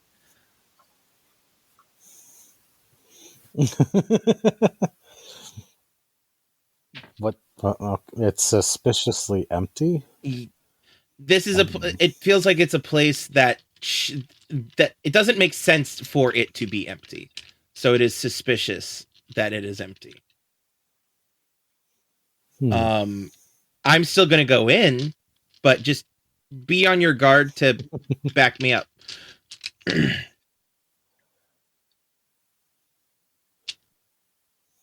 Are we going up to the top of this tower? Which one are we on? Down? 19 or We're 20? going to go up. We're Yeah, on 19. We were going to go up to the top so we could see the guards that were down on that outermost crenellation. Oh, out in front of the headquarters. Gotcha. Yeah. All right. Yeah, I thought you said there were guards on 30. There are. Yeah, that's what we're saying. What we're meaning. Yeah, we're trying to listen and trying to eavesdrop on those guards on 30. Okay. Okay, yeah, because there's a group of 3 on 30, and then there's a group of 5 close to 10. The Cold Harbor Gate. Okay. So you get to the top of the tower, and I'd like an investigation out of both of you.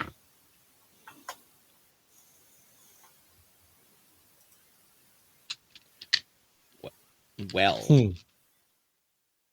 Natural 20 for a 23. Well, mine was not a natural 1. But it was a 2. 2 plus 2 is 4. Yay, I passed first grade. Okay. Yes. So you Kat doesn't hear anything, and what Johnathan hears is it's like it's being carried on the wind, like it was meant for his ears only. And the guards talking amongst each other is like I know the king's here, but we're like, why isn't he in the tower? He's supposed to be in the tower. Are they waiting for his brother to get here? Like, there's no reason for him right now to be in the queen's house. His mother's not here. Why isn't he in the tower? I don't understand.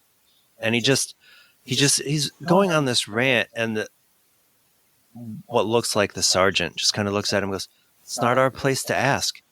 He's the king. We owe our loyalty to him." And Johnathan just sees that guard rolls his eyes, like he knows the king has no power in England at this point. I'll relay that to Kat. So what I would be getting from that is that he's not actually in the tower yet. He's probably in the bishop's quarters. Okay. And where are those?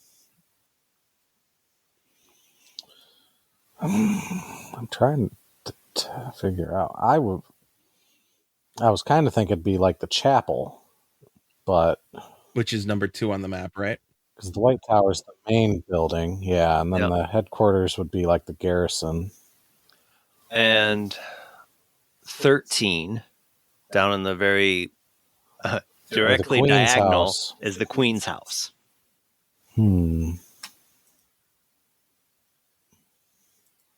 Now, if you want to give me a history check, since you're past this point, and Johnathan wouldn't know exactly which buildings are which, but Woodville might, you can give me a history check. All right.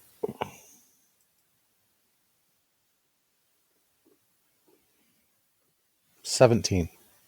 And then roll me a d6.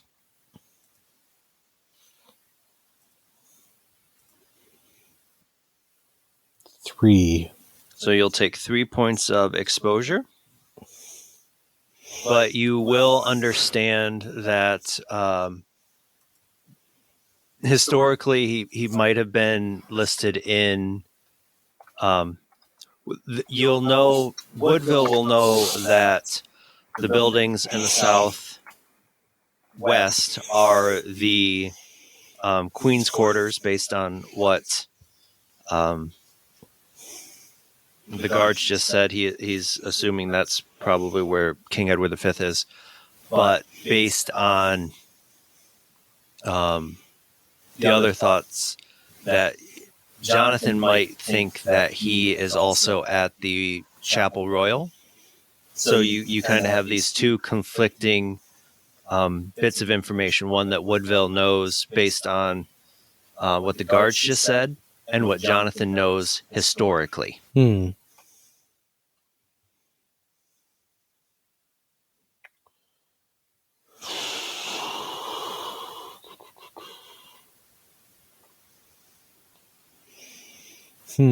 Isabel just continues waiting for, because she has even less knowledge. Actually, So the guards were saying he's in the Queen's house? Yes. I think at that point I would be more at, the guards are on site. They're going to know. So I think it would be more apt to go there as opposed to going someplace that you just happen to think he might be. Yeah. See, this is where the DMs just try to lead you astray. Oh, now they're on the other side of the compound from this place. now, I would think that Isabel would not actually have much in the way of information that would be helpful here. But right, just new in town. So yeah, no, my feeling at this point is from where we're located, I think John would want to, because we would have to inevitably go past it anyways, check the chapel on the way to the Queen's quarters. We could go back the way we came from 19 back down to 22, then hit 23, 24. Yeah, but then we'd either have to go across the roofs or cut through that entire building there. Whereas from here, we can just work the walls all the way around. And then once on that northern side, we'd be pretty much covered when we're on the walls because nobody from the courtyard would be able to see us because of those buildings and their roofs being in the way.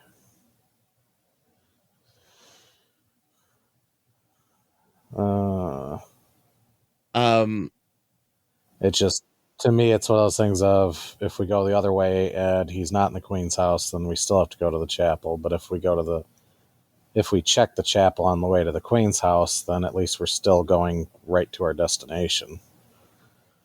But then again, going back the way we came, we know half of the route is empty. From where we're at on that taller tower, are we able to get any more field of view of what's going on inside the courtyards? Or give me an investigation check.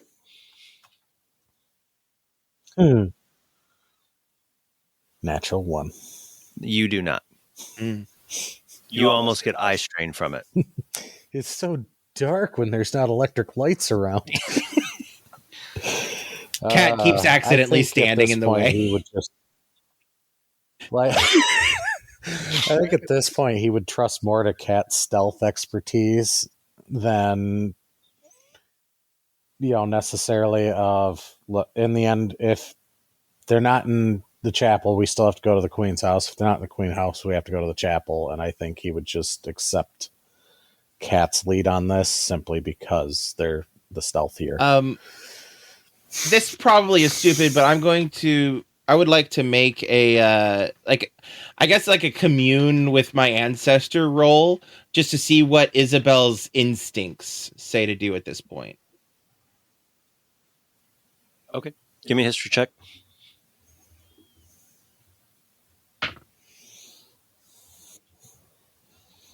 That is a natural 20. Roll me a d6 for exposure. 2. Okay, so you had 2 more points of exposure. Won't that be a d4 for the high roll? Very true. So go ahead. Let's see you roll a 2 with a d4.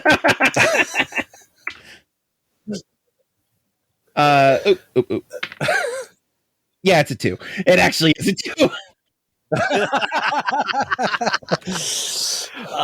So again, 2 points of Fate just exposure. be like, I said 2. So what Kat feels out of Isabel's DNA, out of her memories, is that it's always better to know more of your route than to take the chances. She feels that she took that chance of not knowing one too many times and might have lost someone that she loved. Mm-hmm. And that's kind of the notes that she's feeling out of the instincts of Isabella.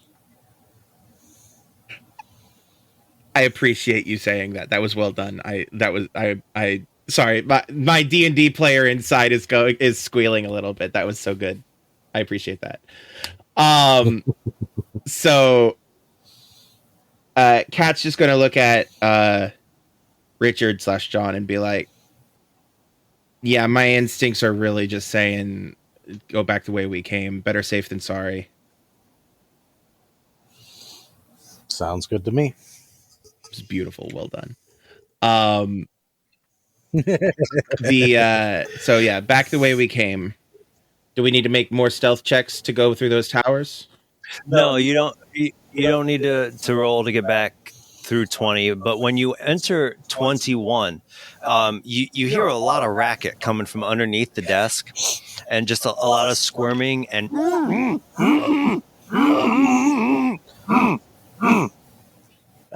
I think I would end up just like kneeling down next to it and going, Shh. look.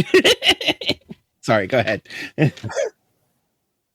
Well, I would literally just be like, do that, but then just be like, or we're coming back. And then just start walking away. Give me a Intimidation. Intimidation. Now remember, intimidation being a charisma stat is the average of the historic and the modern day character. Okay.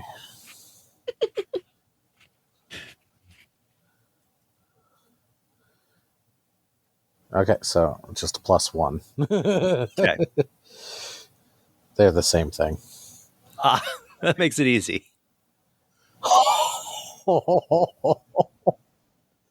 Natural 20. Oh, gee. I was hoping for a nat 1 because he was going to kick you. So he just kind of goes, his eyes get wide and he's just like, Little puddle. and he just kind of he just gets a little bit tighter in a fetal position and just kind of lays there quietly. He's got like those big the Puss in Boots eyes where he pulls up his hat and he just kind of looks over it, and you really can tell he does not he feels like he shouldn't mess with you. It's like he gets this inkling of he knows who you are and what your reputation is.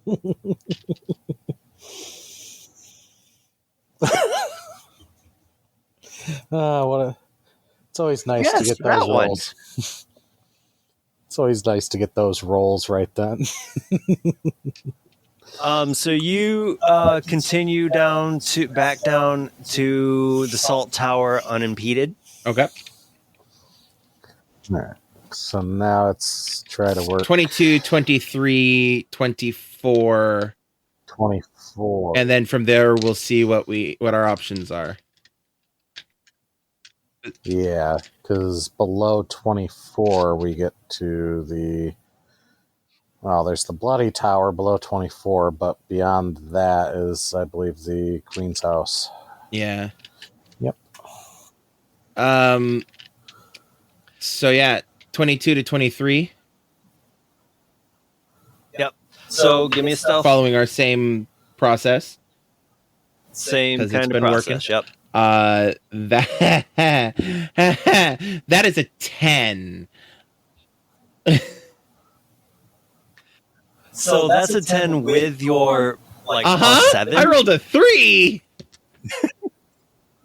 Oh, dude. So this door just kind of squeaks just a little bit kind of more than the other ones did. Not too bad.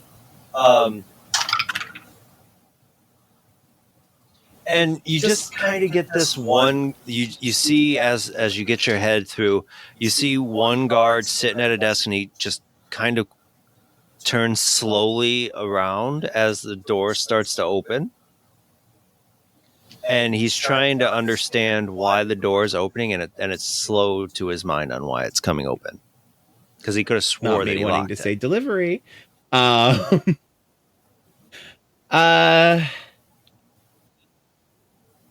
do I see him? But he Yes, hasn't you like see him. cognitively clicked. He hasn't. Okay. Yes. Basically, there's this moment of the two of us kind of just staring at each other in confusion. No. Okay. Is he the only one in the room? He's the only one that you see. All right. I am going to lunge at him and try to catch him into another chokehold. Okay.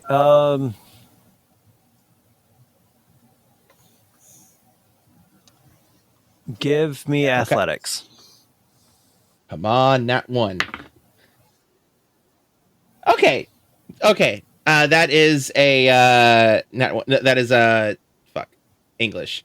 Sorry. You said athletics +6, so 16. No, 17. Sorry, 11 Okay. +6 is not 16. Okay. It's good enough. So you're able to like kind of clothesline him and come around and get behind him and get a really good grip on him, but he's able to understand what's going on. So give me what we're going to do is essentially a contested strength roll. Okay. Just a strength check. Yep.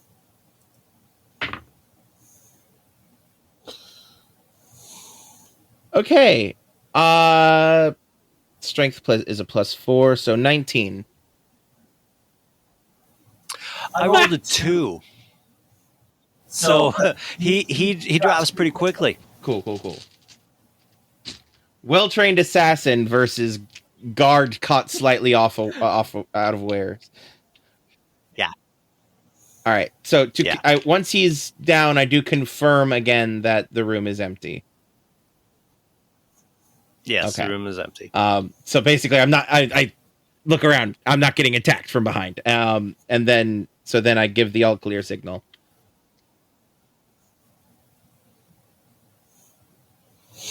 I would follow in there. I'm just like, so put him in the box.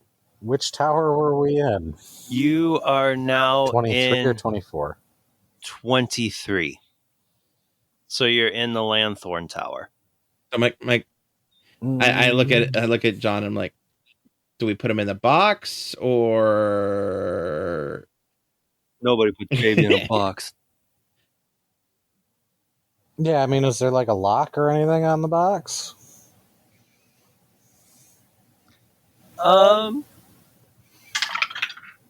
Sure. Yeah, let's put him in the box. Put him in the box. And then lock it. I leave him a little piece find him of in the morning. like maybe a little bit of an old biscuit or something, just something that he's not like in there without something to eat. I drop a wineskin and like half a loaf of bread in there out of my bag. And a candy cane. No, I'm kidding. Candy cane.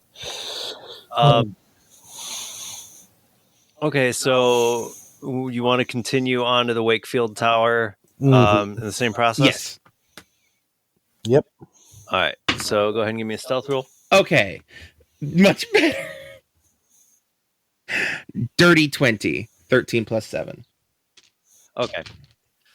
So this door slides open without any issue. You do see a lot. Again, it's like the up near what you saw with nobody in there, but a lot of candles. Mm-hmm. A desk on the south side, and just nobody's there. Okay. I'm assuming there's another door in the room, right? So like one that would go to staircases or something. There is a few doors actually in this room. There is there's 4 doors, one on each side. There's the one you just came in from, essentially the west side. There's one to your left, one to your right, and one straight ahead. And I would probably know that the one straight ahead is the one we're wanting, right? That would be the safe assumption. Is there any doors going to the roof? No, there is a ladder. I'm Because my thought is we might want to move up and outside and then go to the top of the bloody tower and then work down that wall to the queens. safe bet. I just want to check the other doors real quick. I'm going to put my I want to listen in at the doors for a bit. See if I can hear anything on the other side of any of the doors. Okay. Give me an investigation check. Investigation is +2, so that is an 18. You hear nothing. You feel like you're getting to the point that you've been along this wall for long enough that you're wondering why the guard shift hasn't finished. Mm-hmm. It's starting to feel a little conspicuous. All right, so I'm going to give the all clear signal and then point that feeling of something's not right out to Johnathan.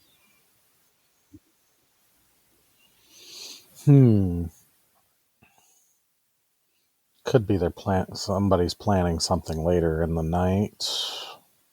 Or maybe something's going down right now. The main problem is we still got to get over to the queens. But maybe we pick it up a bit more. Worry a little bit less about stealth and just get over there. Yeah, I mean, I'm fine with that. If we run into anybody, we just go hard and quit. Like, don't compromise the brotherhood, but necessities are necessities. Yes. All right, so we go up to the roof and then over the tower and then down, just caring less about stealth, but just going. Yep. Okay, so then we're going to look at acrobatics instead of stealth. And this is to go from the bloody tower to the ramparts towards the queens. Mm-hmm. Okay. I got a 19. Acrobatics. Why did I pick this dice? This dice I can't read. Hold on. That's 17. Okay, so you guys land with a soft thud. Like, you feel like it feels like a good landing, even though it was like 5 feet farther than you would have liked. And yeah, so you're kind of running halfway across the rampart, the wall there, where you notice a bit of commotion outside of the queen's house. It's just you see this one guard. He's wearing this like plate armor, and he's just pounding on the door, yelling for it to be opened. That it's time for a night check. And out of some of the houses to the north, you see, oops, not that one. You see another 2 come out, and then out of the courtyard, there's some trees to that guard's right, where you see another 2. So you see one guy pounding on the door and 4 other guards converging on the queen's house. Do these guards look like the other guards? Or is there something about them that doesn't seem right. They give me an investigation check. Oh, that is a 21. Are you rolling on that too, or just? I was going to say, am I able to use Richard's instincts to see whether he's able to judge a difference? That would, if you want to give me a history check, we can do that. Using modern day? Yes.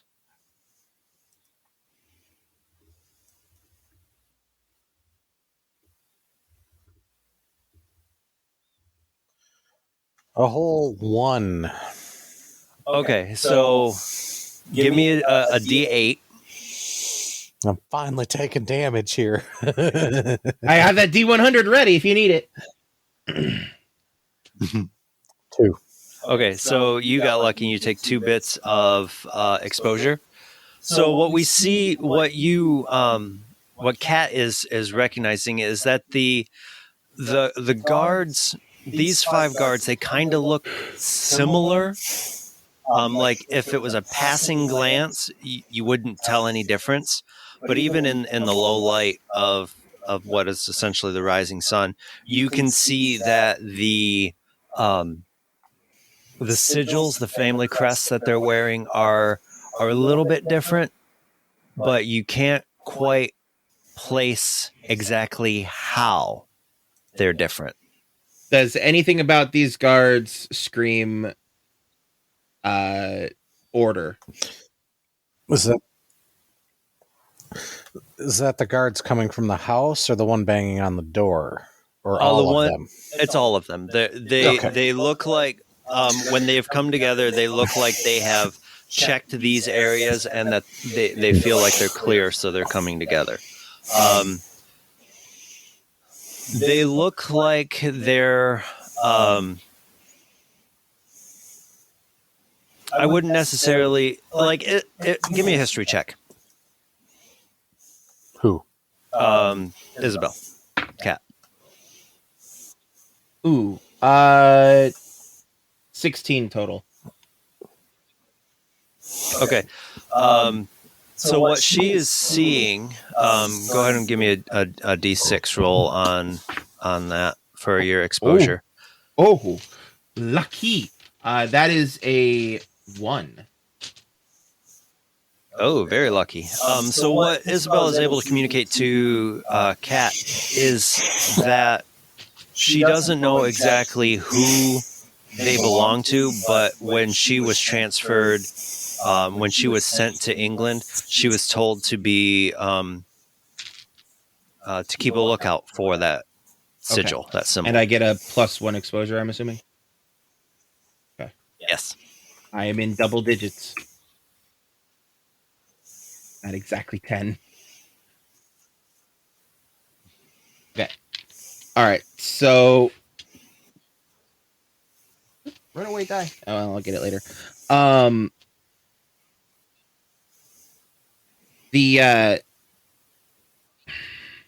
So feeling that memory of that, I'm going to just kind of say to Richard, Johnathan, we have to stop them. Yeah, you would look over and see him readying his crossbow as you're saying that, because he's kind of at the same point too. Just something isn't right about it. Okay, so help me out on the map here, because I need to make a tactical decision real quick. You said they're pounding on the door of the Queen's house on the map. We are currently on the top of 25? Question mark? Or are we on the roof? No, you're closer. You're like to the walls. You're on the walls, halfway between. So we're next to the garden, next to the or the orchard. Okay. Yeah. Yeah, you're on that wall, like the wall halfway between the Queen's house and the Okay. Bloody Tower. How easy / difficult would it be for me to get into aerial assassination position on one of these guys?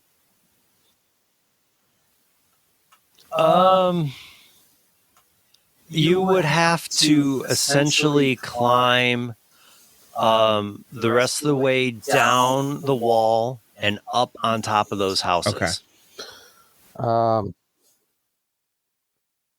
Well, now that I thought we were on the roofs already, so I'm not going to ready the crossbow, but I think I would communicate at this point that I want to go and stall to give Kat time to get to the roof and just see how long I can draw it out before I have to actually start fighting them.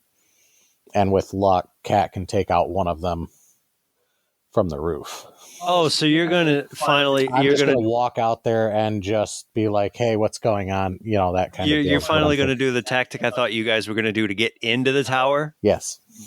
Distract and the assassin assassinate? Yep. Okay.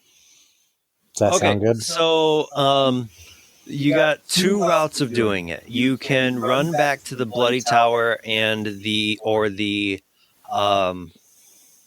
Wakefield Tower and climb down using the stairs, or you can give me an athletics check to climb down the face of the wall. Well, what I'm looking at on the model here is that the orchards and that level are actually above the rest of the fortress. Kind of looks like it, yeah. That cut down. Oh, yeah, they do. The battlements are maybe a few 3-4 feet above the actual ground.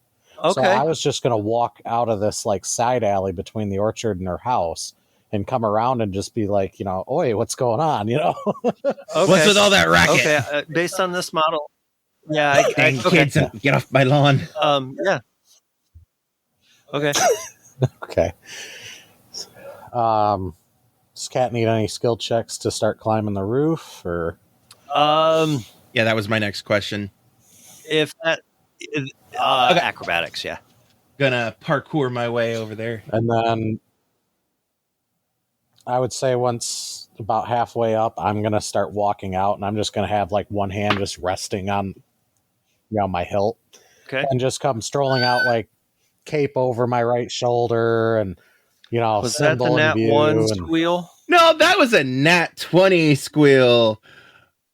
So we're about to see like the most AC like kinda. And yeah. Okay, so why don't you describe it for us? Well, as climb. The climb. Yeah, okay, yeah. So channeling my love of Assassin's Creed here, Isabel is going to just kind of, so just to make sure that I'm getting this in the mental theater right, we're up on the wall, on the inner wall, and I need to get over to on top of the houses. Yes.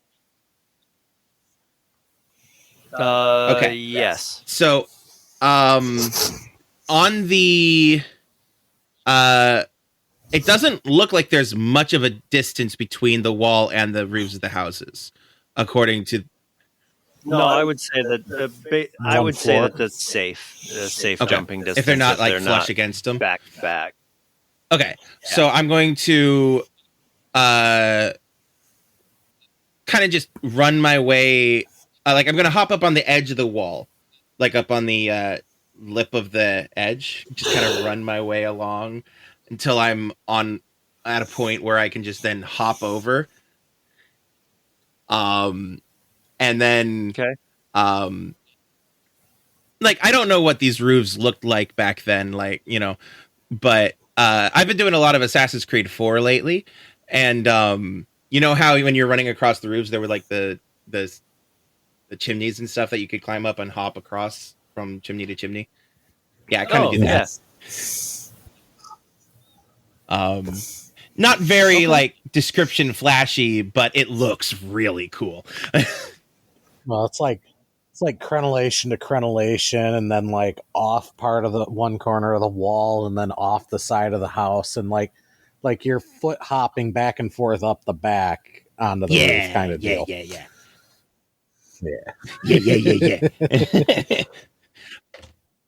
And once I see Kat's about halfway, up this, like, just, that's cool.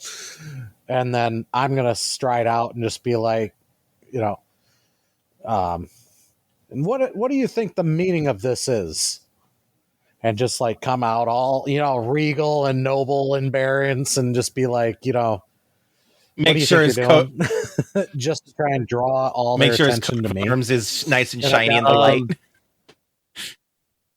Well, yeah, I got like my cloaks thrown over my right arm, and are you trying to intimidate? I was thinking performance. Okay. I'm putting out a performance at this point. Okay, so that was my next question. Like, I'm not trying to necessarily intimidate them. I'm setting them up for ambush. Okay, so why don't you give me a performance check? And that is a charisma stat, so it's average of... It's going to be a 1. Okay. Oh, that's right, because you're all the same. Yeah. All right. Where's performance? Jeez. Bounced off the side of the screen, or it would have been a nat 20. A 3. So the plate armored guy just stops knocking, and he just kind of turned to you. Who are you to interrupt with the business of the Earl of Warwick? I am the Earl of Rivers, sir. I am the brother of the Queen. So who are you to interfere with the royal family? Last time I checked, sir, the Earl of Rivers is in Scotland, looking to be beheaded. I need to speak to the king, not to his supposed uncle. I think at that point I'd just draw my sword and hope that Kat's in position. Am I... Because hearing the name Warwick literally would have been a tip-off to Richard of what's going on. Yep. Actually, if you want that tip-off, you need to roll a history check. That's fine by me. That's why because Johnathan might not have known that. While he's rolling that, is Kat in position? 14. I'd be okay with that. Yes, you do. That name does click with you, and then roll a D6. 2. Okay, add 2 to your exposure. Ooh. Yes, okay. Kat's in position. Am I in a position to be able to drop on the guy who was just talking, or am I in position to be going after one of the side guards? I'm fine with any of them. I just want to know who I'm attacking. I think you're in a position that you could drop on the plate armor guard before he's able to draw his weapon. Then that is what I will do with the hidden blade. So roll. Let's do an attack. The attack roll for it. Attack roll using. Helps if I'm looking at the right thing. Using the standard D20 attack roll. Would it be an advantage since I'm holding their attention? Depends on how poorly he rolls. Well, wait, he'd have to make a stealth roll anyways for the blade, right? No, because he's dropping down. Yeah, air assassination. So it's an automatic. Yeah. I don't know the rules on that part. I feel like we're making it up as we go. Would it be advantage for the hit though? All right. So for the 2 hit, so advantage for is the hit. So the stats are +7. So it is a 25. 18 + 7. Okay, so you will land and at very least take him prone. And then I want a sleight of hand check to see if it's a clean assassination. Light of hand check.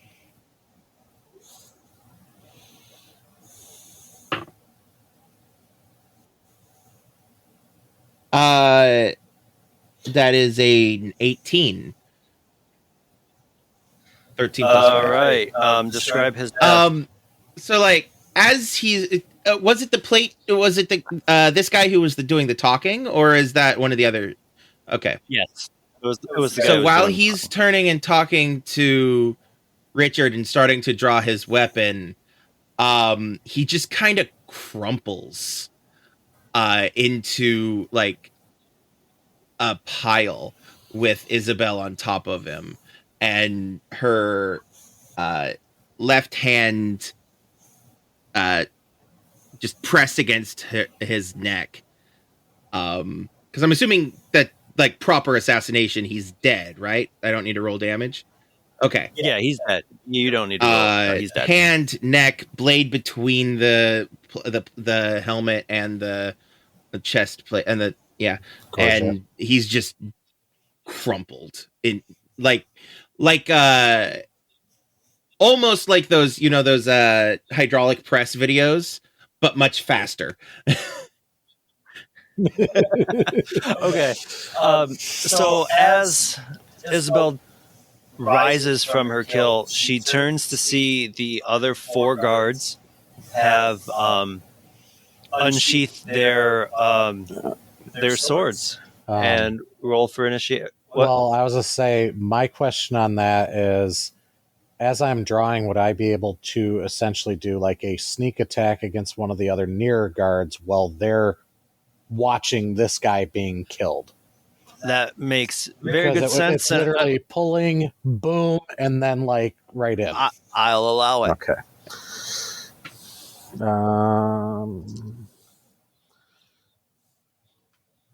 Do I get any bonuses for the sneak attack, or just I'll let you do attack? it. I'll let you do a straight up attack at advantage. I'm pretty sure I did either way, but okay. Yep. So that guy's. Oh no. Oh god! Even with advantage, it was an 11. Out of my curiosity, what class did you choose? Nice. Fighter. That hits nobody, no matter who you attack. That sucks. So, would you like to describe your failure before we roll for initiative? So as I started to draw on him on that whole deal, and he goes down, I go to stab, and the guy happens to turn at the last second to more face like the downed guy in plate mail due to all the noise, and just like right through like his cloak. You've made his cloak holy. All right, so you guys, it's time to roll for initiative. Yeah, no, I went with fighter with like dueling as his fighting style. Nice. So I got an 11. I got a whole 11. You know what's funny? I also got an 11.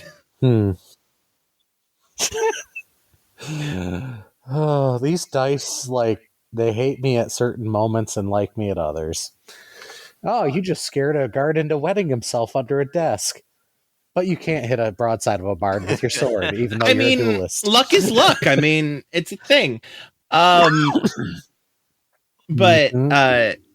yeah, no, the feat that I took that would have made a crit extra nasty for me is I took the piercer feat.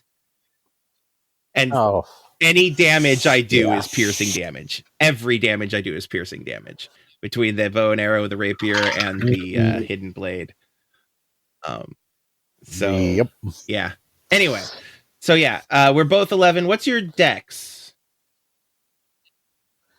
16. Mine is 20. So, okay. You'd go first.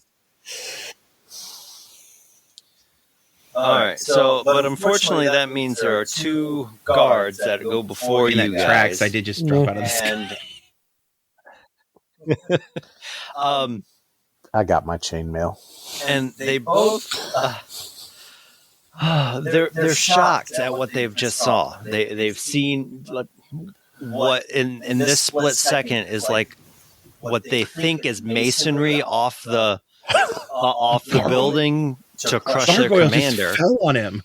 And so they've taken their swords and they've taken swings at the man that just thrusted at their companion, and more or less they come into contact with each other. Like they don't hit each other, but it's enough that they knock each other off their target.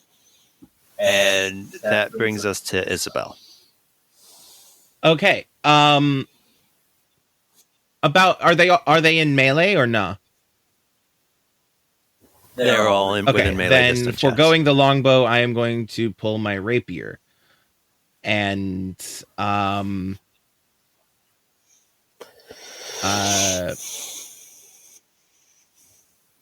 going to mark one of them using essentially Hunter's Mark, but it's a different version of it. It's the favored foe thing, which I only get to do a certain number of times per long rest. And I'm assuming these guys are beefier than the previous guards we fought. All right. Yeah, a little bit. So I'm going to, mark one of them with that. So when I attack that specific one, I get an extra D4 of damage. So basically, I'm just going to, in non-magical terms, non-D&D terms, I'm just going to kind of focus on this one guy, and he's going to be the one that I'm going to be mainly fighting. He's like locking onto your target. Basically, yeah. Target locked on. She turned off her targeting computer. But yeah, with her rapier, she is going to kind of leaning into the, like, just from a crouched position, almost from where she landed on the guy she just killed. She's going to then like spring off of his corpse and thrust forward with the rapier, attacking the guy she just locked on to, essentially. All right. Rapier. 19 to hit. That'll hit, so go ahead and roll damage and describe the action. D8 plus a D4. Hold on just a second. Let me double check words on my piercer thing. Once per turn, I can re-roll the piercing damage from an attack if I choose to. Okay. So D8. I am going to re-roll that because that was a 1 on the D8. Much better. That's a 5 plus the D4, which is a 4 for a 9 plus 5 from the stats is 14 damage. Describe his death. Okay. But yeah, so she, like I said, she kind of just springs from the corpse with drawing her rapier and kind of just thrusts the rapier down to its hilt through his face. I feel like. Does that track? Okay. I mean, if he's got like a plate helmet on, yeah, then she might go for the neck. But like, you know. Well, only the guy at the door had plate armor. The rest are just guard. Yeah, the rest, they're just wearing chain shirts and have a shield. So I kind of go through his. I think I just go through his face, I guess. Okay. Okay. Poor bastard. At least he didn't feel anything. Meanwhile, the DM's like, okay, so I'm going to double the health pools of. Oh, I'm sure the guy that got taken out at the door was probably beefy. All right, so my turn, right? So, like, as they're turning back to engage me while also being engaged, I'm gonna, like, riposte, pull back from my earlier strike and go in for another, like, slashing, like, swing.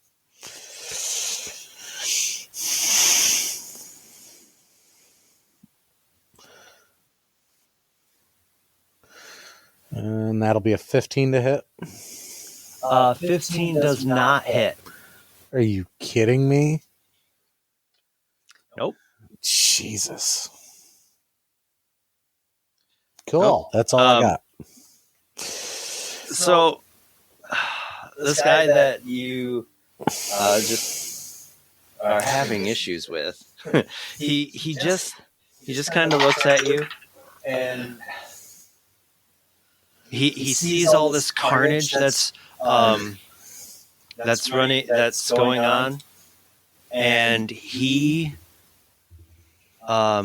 turns and sprints towards the orchard. Do I get an attack of opportunity since he's now leaving my space? You can take a attack of opportunity, yes. You son of a... It was on a 16 and then rolled over to a 6 for a whole 10 damage. Yeah, your attack just totally misses, and this guy's gone. He's just out of there. Oh. So the 2 I attacked are dead. 1 escaped. 2 that you attacked, 1 escaped. There are still 2 left.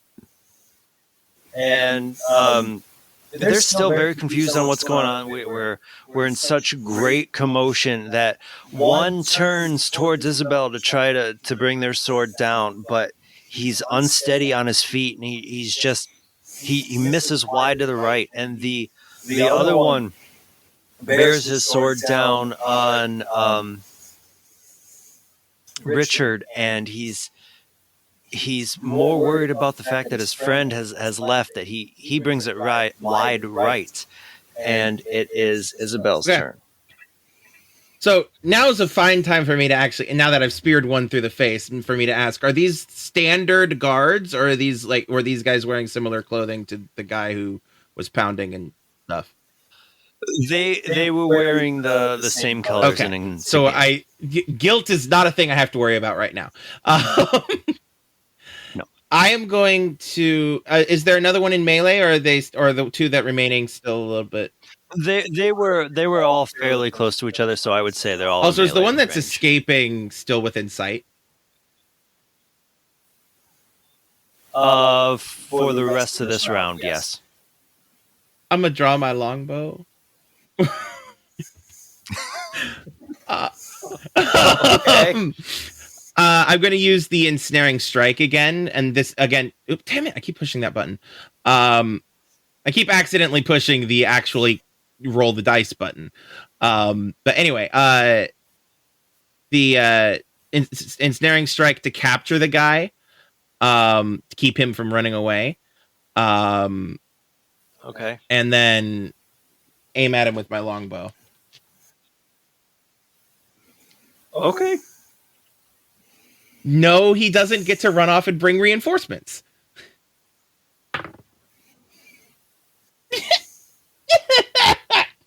Or maybe he does, because that was a natural 1. Now we know what natural 1 is. That dude's just destined to get away. It's his fate. Yeah, so your shot goes wide right. Do I hit Richard with my bola? No, you've hit a tree in the orchard. So that poor tree ain't going nowhere. Yep. 2 I was aiming for. Shut up, Richard.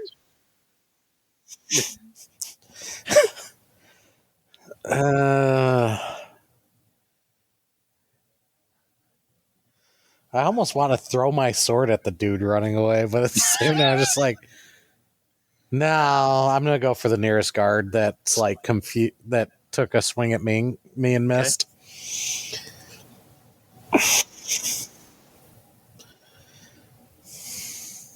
17. That will hit. Finally. At this point, I'm just like, oh no, I'm doing a D8. Never mind. I was debating between a 1D8 or a 1D10, but I get a higher bonus with the 1D8. Oh no, wait, they're even. I'm like so irritated at this point, I'm just going to do a two-handed swing at this dude.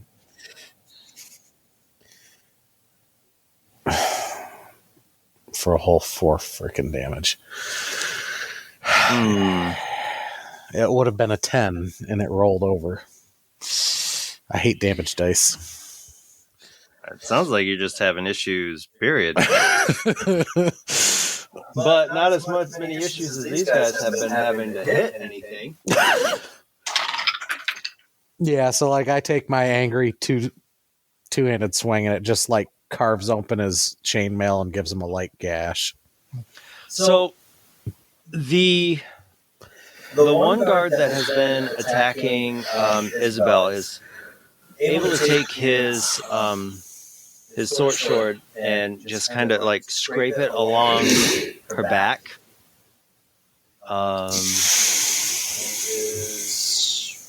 Where's the dice? That one. That dice. And you are going to take 5 points of damage. So this guard just kind of comes down. He's holding a shield in one arm and a sword in the other, and he just does a cross slash across your back as you've turned away from him to shoot the fleeing guard. Okay. And then it is your turn again. Since I still have, I'm assuming that in order to swap weapons, I dropped my rapier to pull my longbow and arrow. Yeah, because you didn't have time to sheath. So instead of trying to pick that up off the ground, I'm going to pull an arrow from my quiver and try to stab this guy with it. Okay. This would technically, mechanically be called an improvised attack, I believe. Yes. I'm just thinking. Actually, let's roll it based on if it was a dagger. So it would be a D4 of damage. D4 of damage, and since it's close-handed, I'd say just a 20. Well, a D20 and add your dexterity. Yeah. Well, excuse me. Either your let's go acrobatics. Acrobatics. Okay. I mean, I would have because it's just like just like your way hit it generates your hit DC is based on what the weapon is, right? On your base stats. But I'm basing this off the hidden blade, which is based off the dagger. The hidden blade is literally just and it's a plus on my character sheet is literally just a renamed dagger. So just okay. Give me a D20 with a plus 7. So roll for a dagger strike, basically. Got it. Yep. Okay. That's more than a 19, so I'm assuming that hits. Yeah. And then a D4 plus 5. Ooh, that good old max damage with 9 hit points coming in. Okay. So he's not dead, but not happy either. You could consider. Why don't you?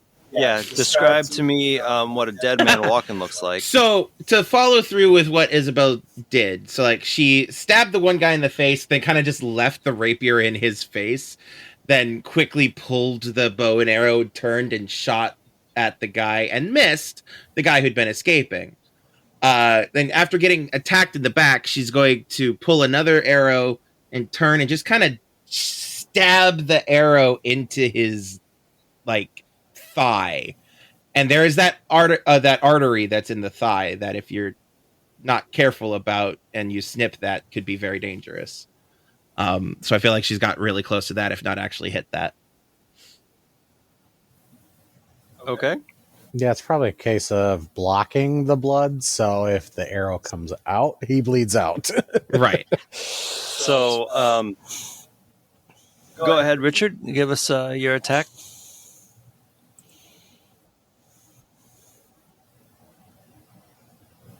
A whole 9. Yeah. You're not a fighter, huh? No, I'm just getting crap rolls. Like, yeah. All right. Let's see. Well, to be fair, the guy that you're fighting isn't able to hit you either. So that's a plus. The downside is this guy that has this arrow in his thigh has he's basically fallen forward, and he has hit Isabel again with his sword during his forward lunge, and he does 4 points of damage.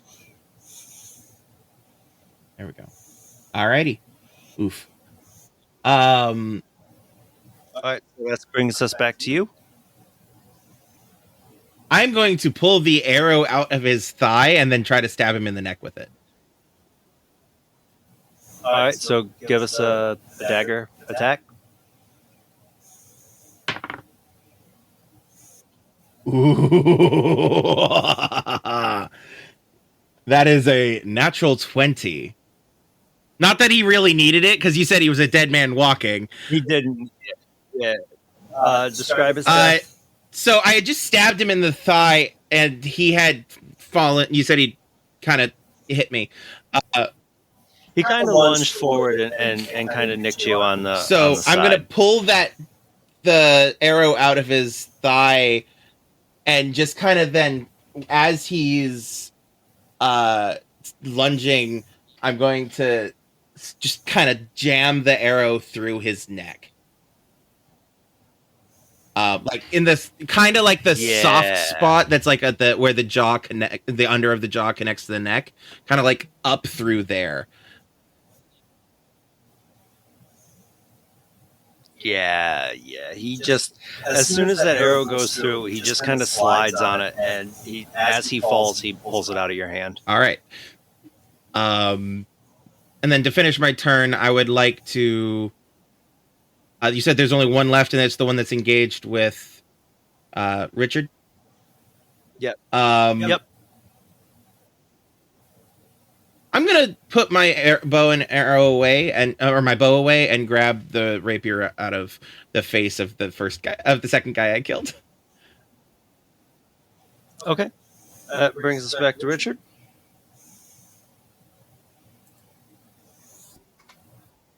Might be muted. No, I was rolling. Yay, 22 to hit. That will hit. So like in my head, if you'll allow me, in my head, you guys have just been having like the most epic Assassin's Creed like counter fight going. 7 damage. Describe his death. Did he miss me or actually hit? No, he hasn't even hit me. He hasn't hit you yet either. Yeah, so like I'm dodging, and I finally like get my second wind, and as he goes to swing, like I come around, catch his sword arm and wrap one arm around it, and then just like drive my sword up under his like hauberk and just like right up into the rib cage, and then just lower him to the ground. And that brings us out of battle. Before we move forward, I have to say this because this is a frustration. Even though it turned out to be all right because of how much you guys kept missing each other, the first guy you killed had an AC of 18 with 52 hit points. In my defense, I gave you the opportunity to have me kill anyone else on the field. Well, it would have made sense. I would have insisted on that dude just because of the fact he's got plate armor. Well, he's the leader. It makes sense the assassin would kill the leader first. Uh-huh. So wait, is he laying on the ground gurgling right now so we can do like one of those little scenes, and rub a feather in it? Would you like to do well, no, that would be on Kat to do. A death corridor? In reality, we should have done that at the Well- beginning because of like everything That's would have true. froze. But I mean, but that would have slowed the hell down of the gameplay. So let's just True. so, how would you guys like to proceed since everybody is now I will down? return to the guy that has just kind of been crumpled, and do the appropriate thing of closing his eyes and the like. And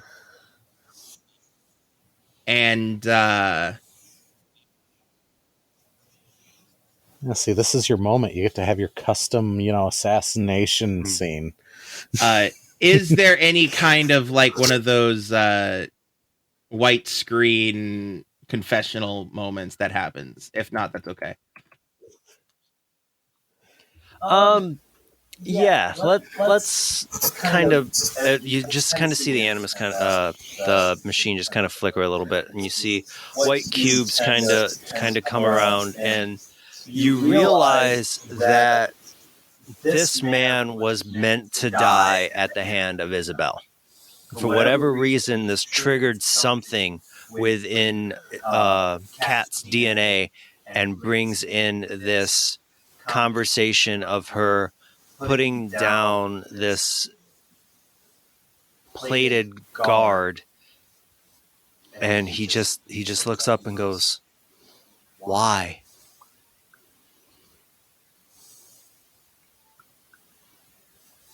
All I wanted, all I was promised, was to bring stability out of this war, to protect my friends and my family. That's why I'm here. Why would you bring my life to an end? The means of which that peace is brought matters greatly to this situation. I am not very poetic.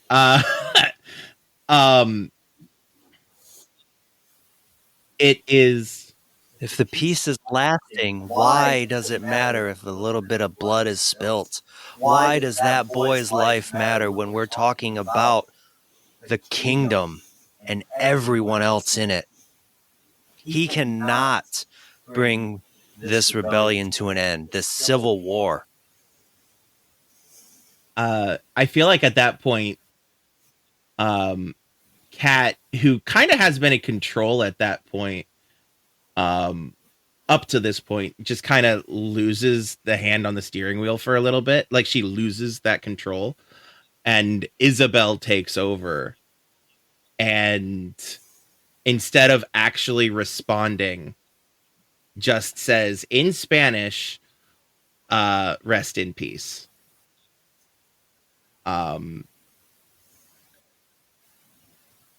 Because anything more than that would take someone who is...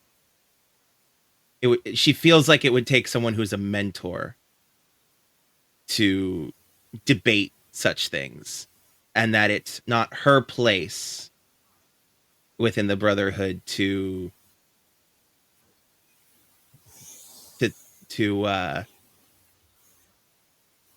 debate that heavily.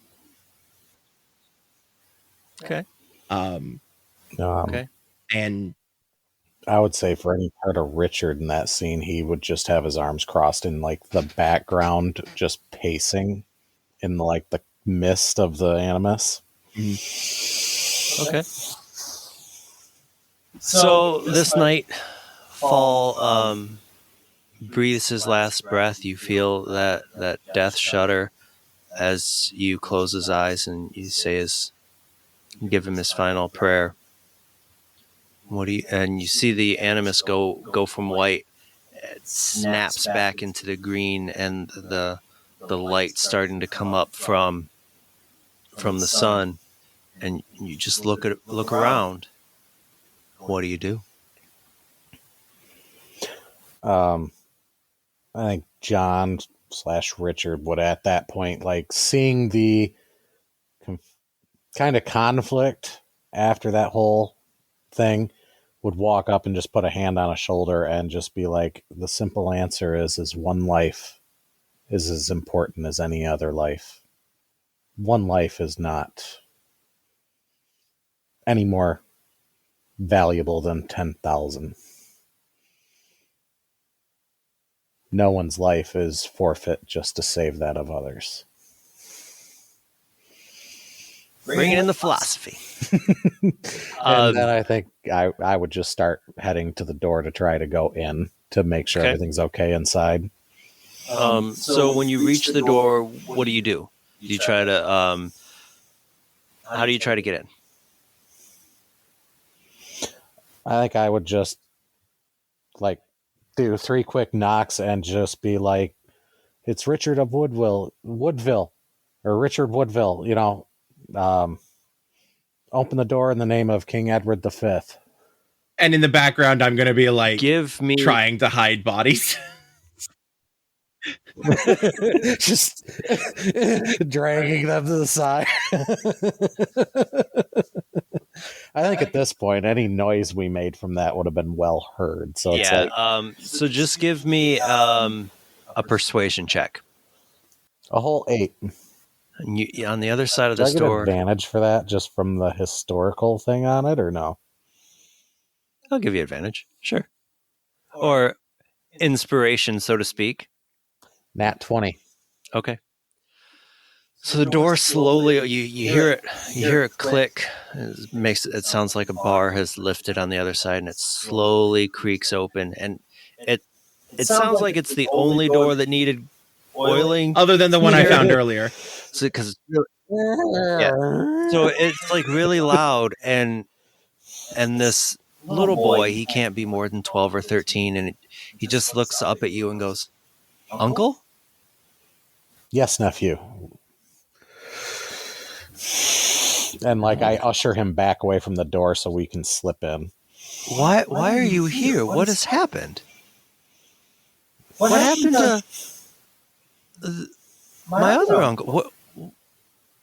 Why they promised my family? What is going on?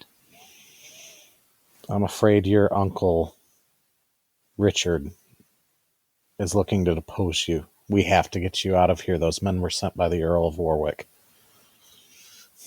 But why would he be?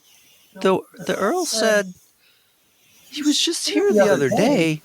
Like he said as long as I held on to our crowning jewels that I'd be fine.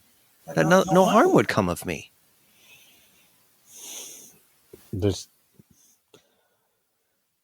too much to explain.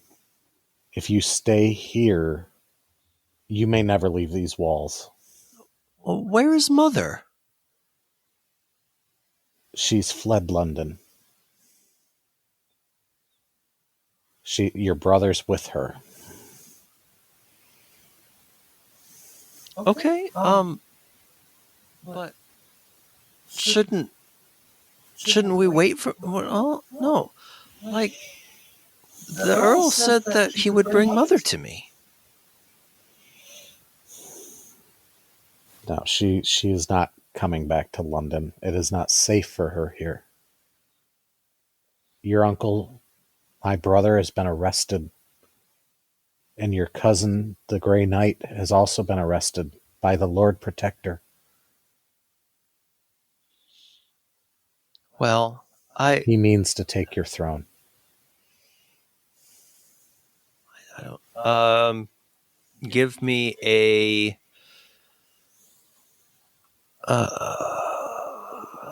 Yeah, let's do another persuasion check.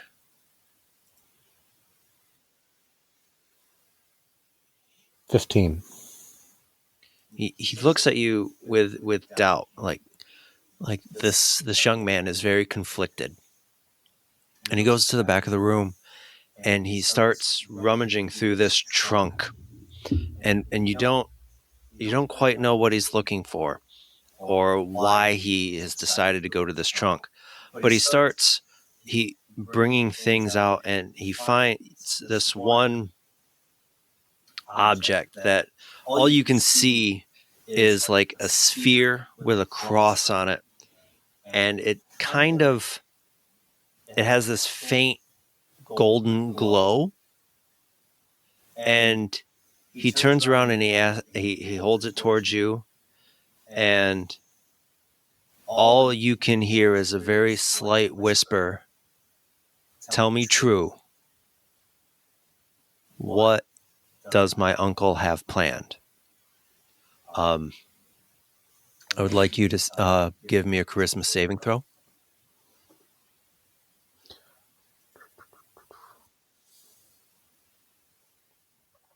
$10.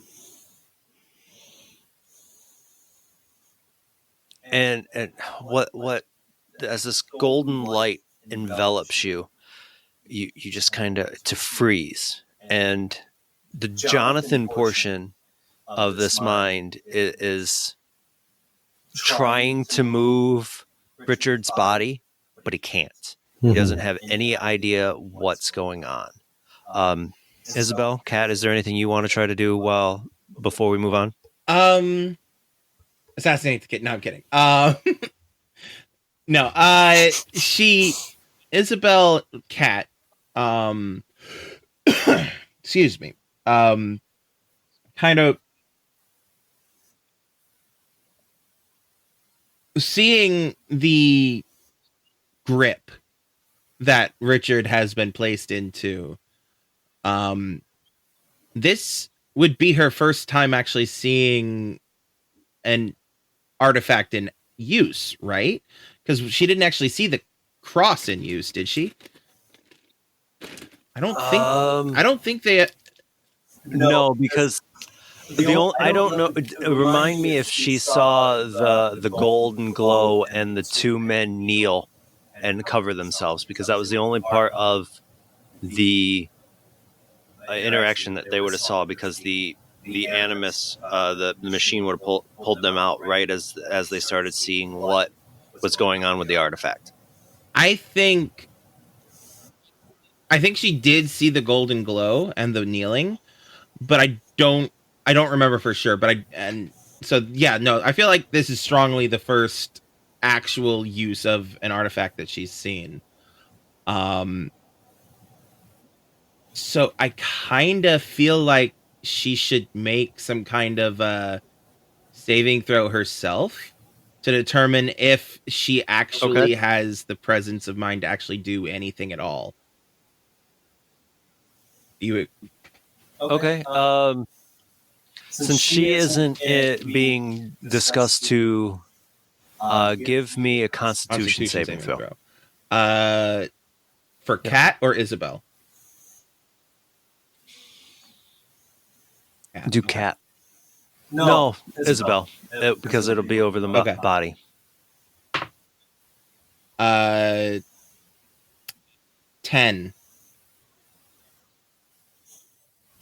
She's just staring in awe of this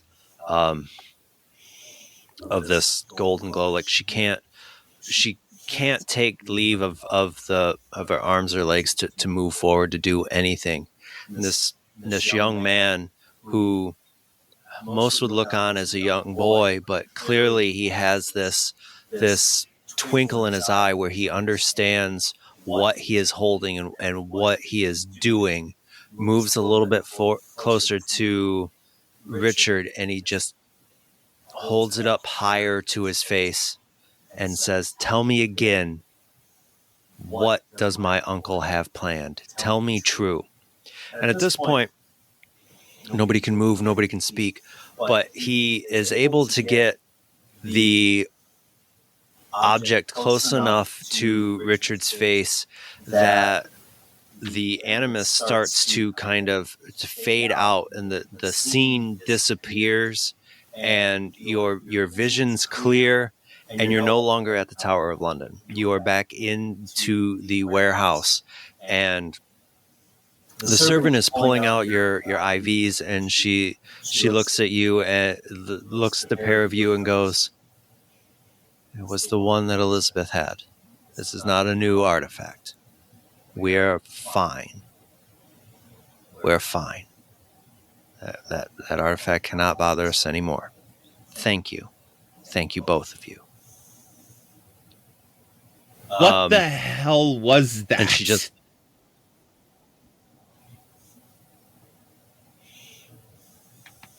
Isabel. The servant just kind of looks up at you and says, about 800 years ago, before this war, there was an artifact that could duplicate the user and hold people in their grasp and just create these ultimate illusions. And the rumor has it that it eventually became put in the jewels, the crowning jewels of Queen Elizabeth. And when we heard that it could have possibly been used in part of the rise of her Tudor family, and that the company was looking for it, we needed to know for sure.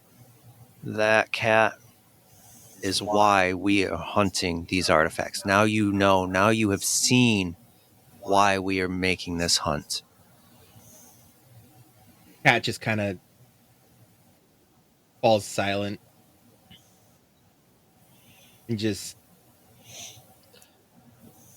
kind of, because like I feel like what she saw before, as far as the artifacts are concerned, was rather minimal compared to this very overt, display of power. And so I feel like her mind's just a little blown a little bit, Oh yeah, I totally can understand that. Jonathan's just sitting rubbing his temples, and then he looks up and he just goes, he wasn't talking to Richard, he was talking to me. And then just like walks over and like starts putting his stuff back like in his hidden spots. And the servant just kind of looks at John, and you can't know that for certain. You can't know that for certain. And you need to rest. With the trauma that you've just been through, going out like you are can make your headache worse. And I know you're feeling it. Don't end up like the others. Kat, before you leave, before you go home or wherever your next hacker group decides to send you, you should rest. She hands you a chocolate bar, tells you this will help. Even if you just rest for a day, take all the time. She hands you a key and tells you to look for a hotel near the London Eye. That this key, I call them all a key. This credit card, will get you anywhere you need to go. And just rest. You've been through a lot today.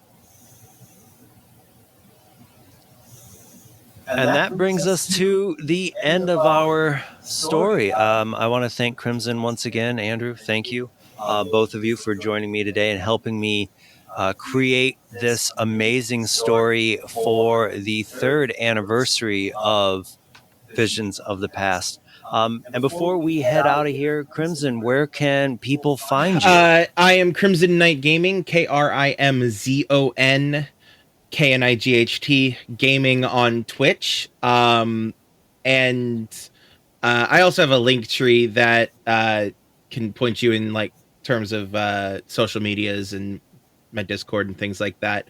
But primarily you'll be able to find me on Twitch that way. KrimzonKnight Gaming.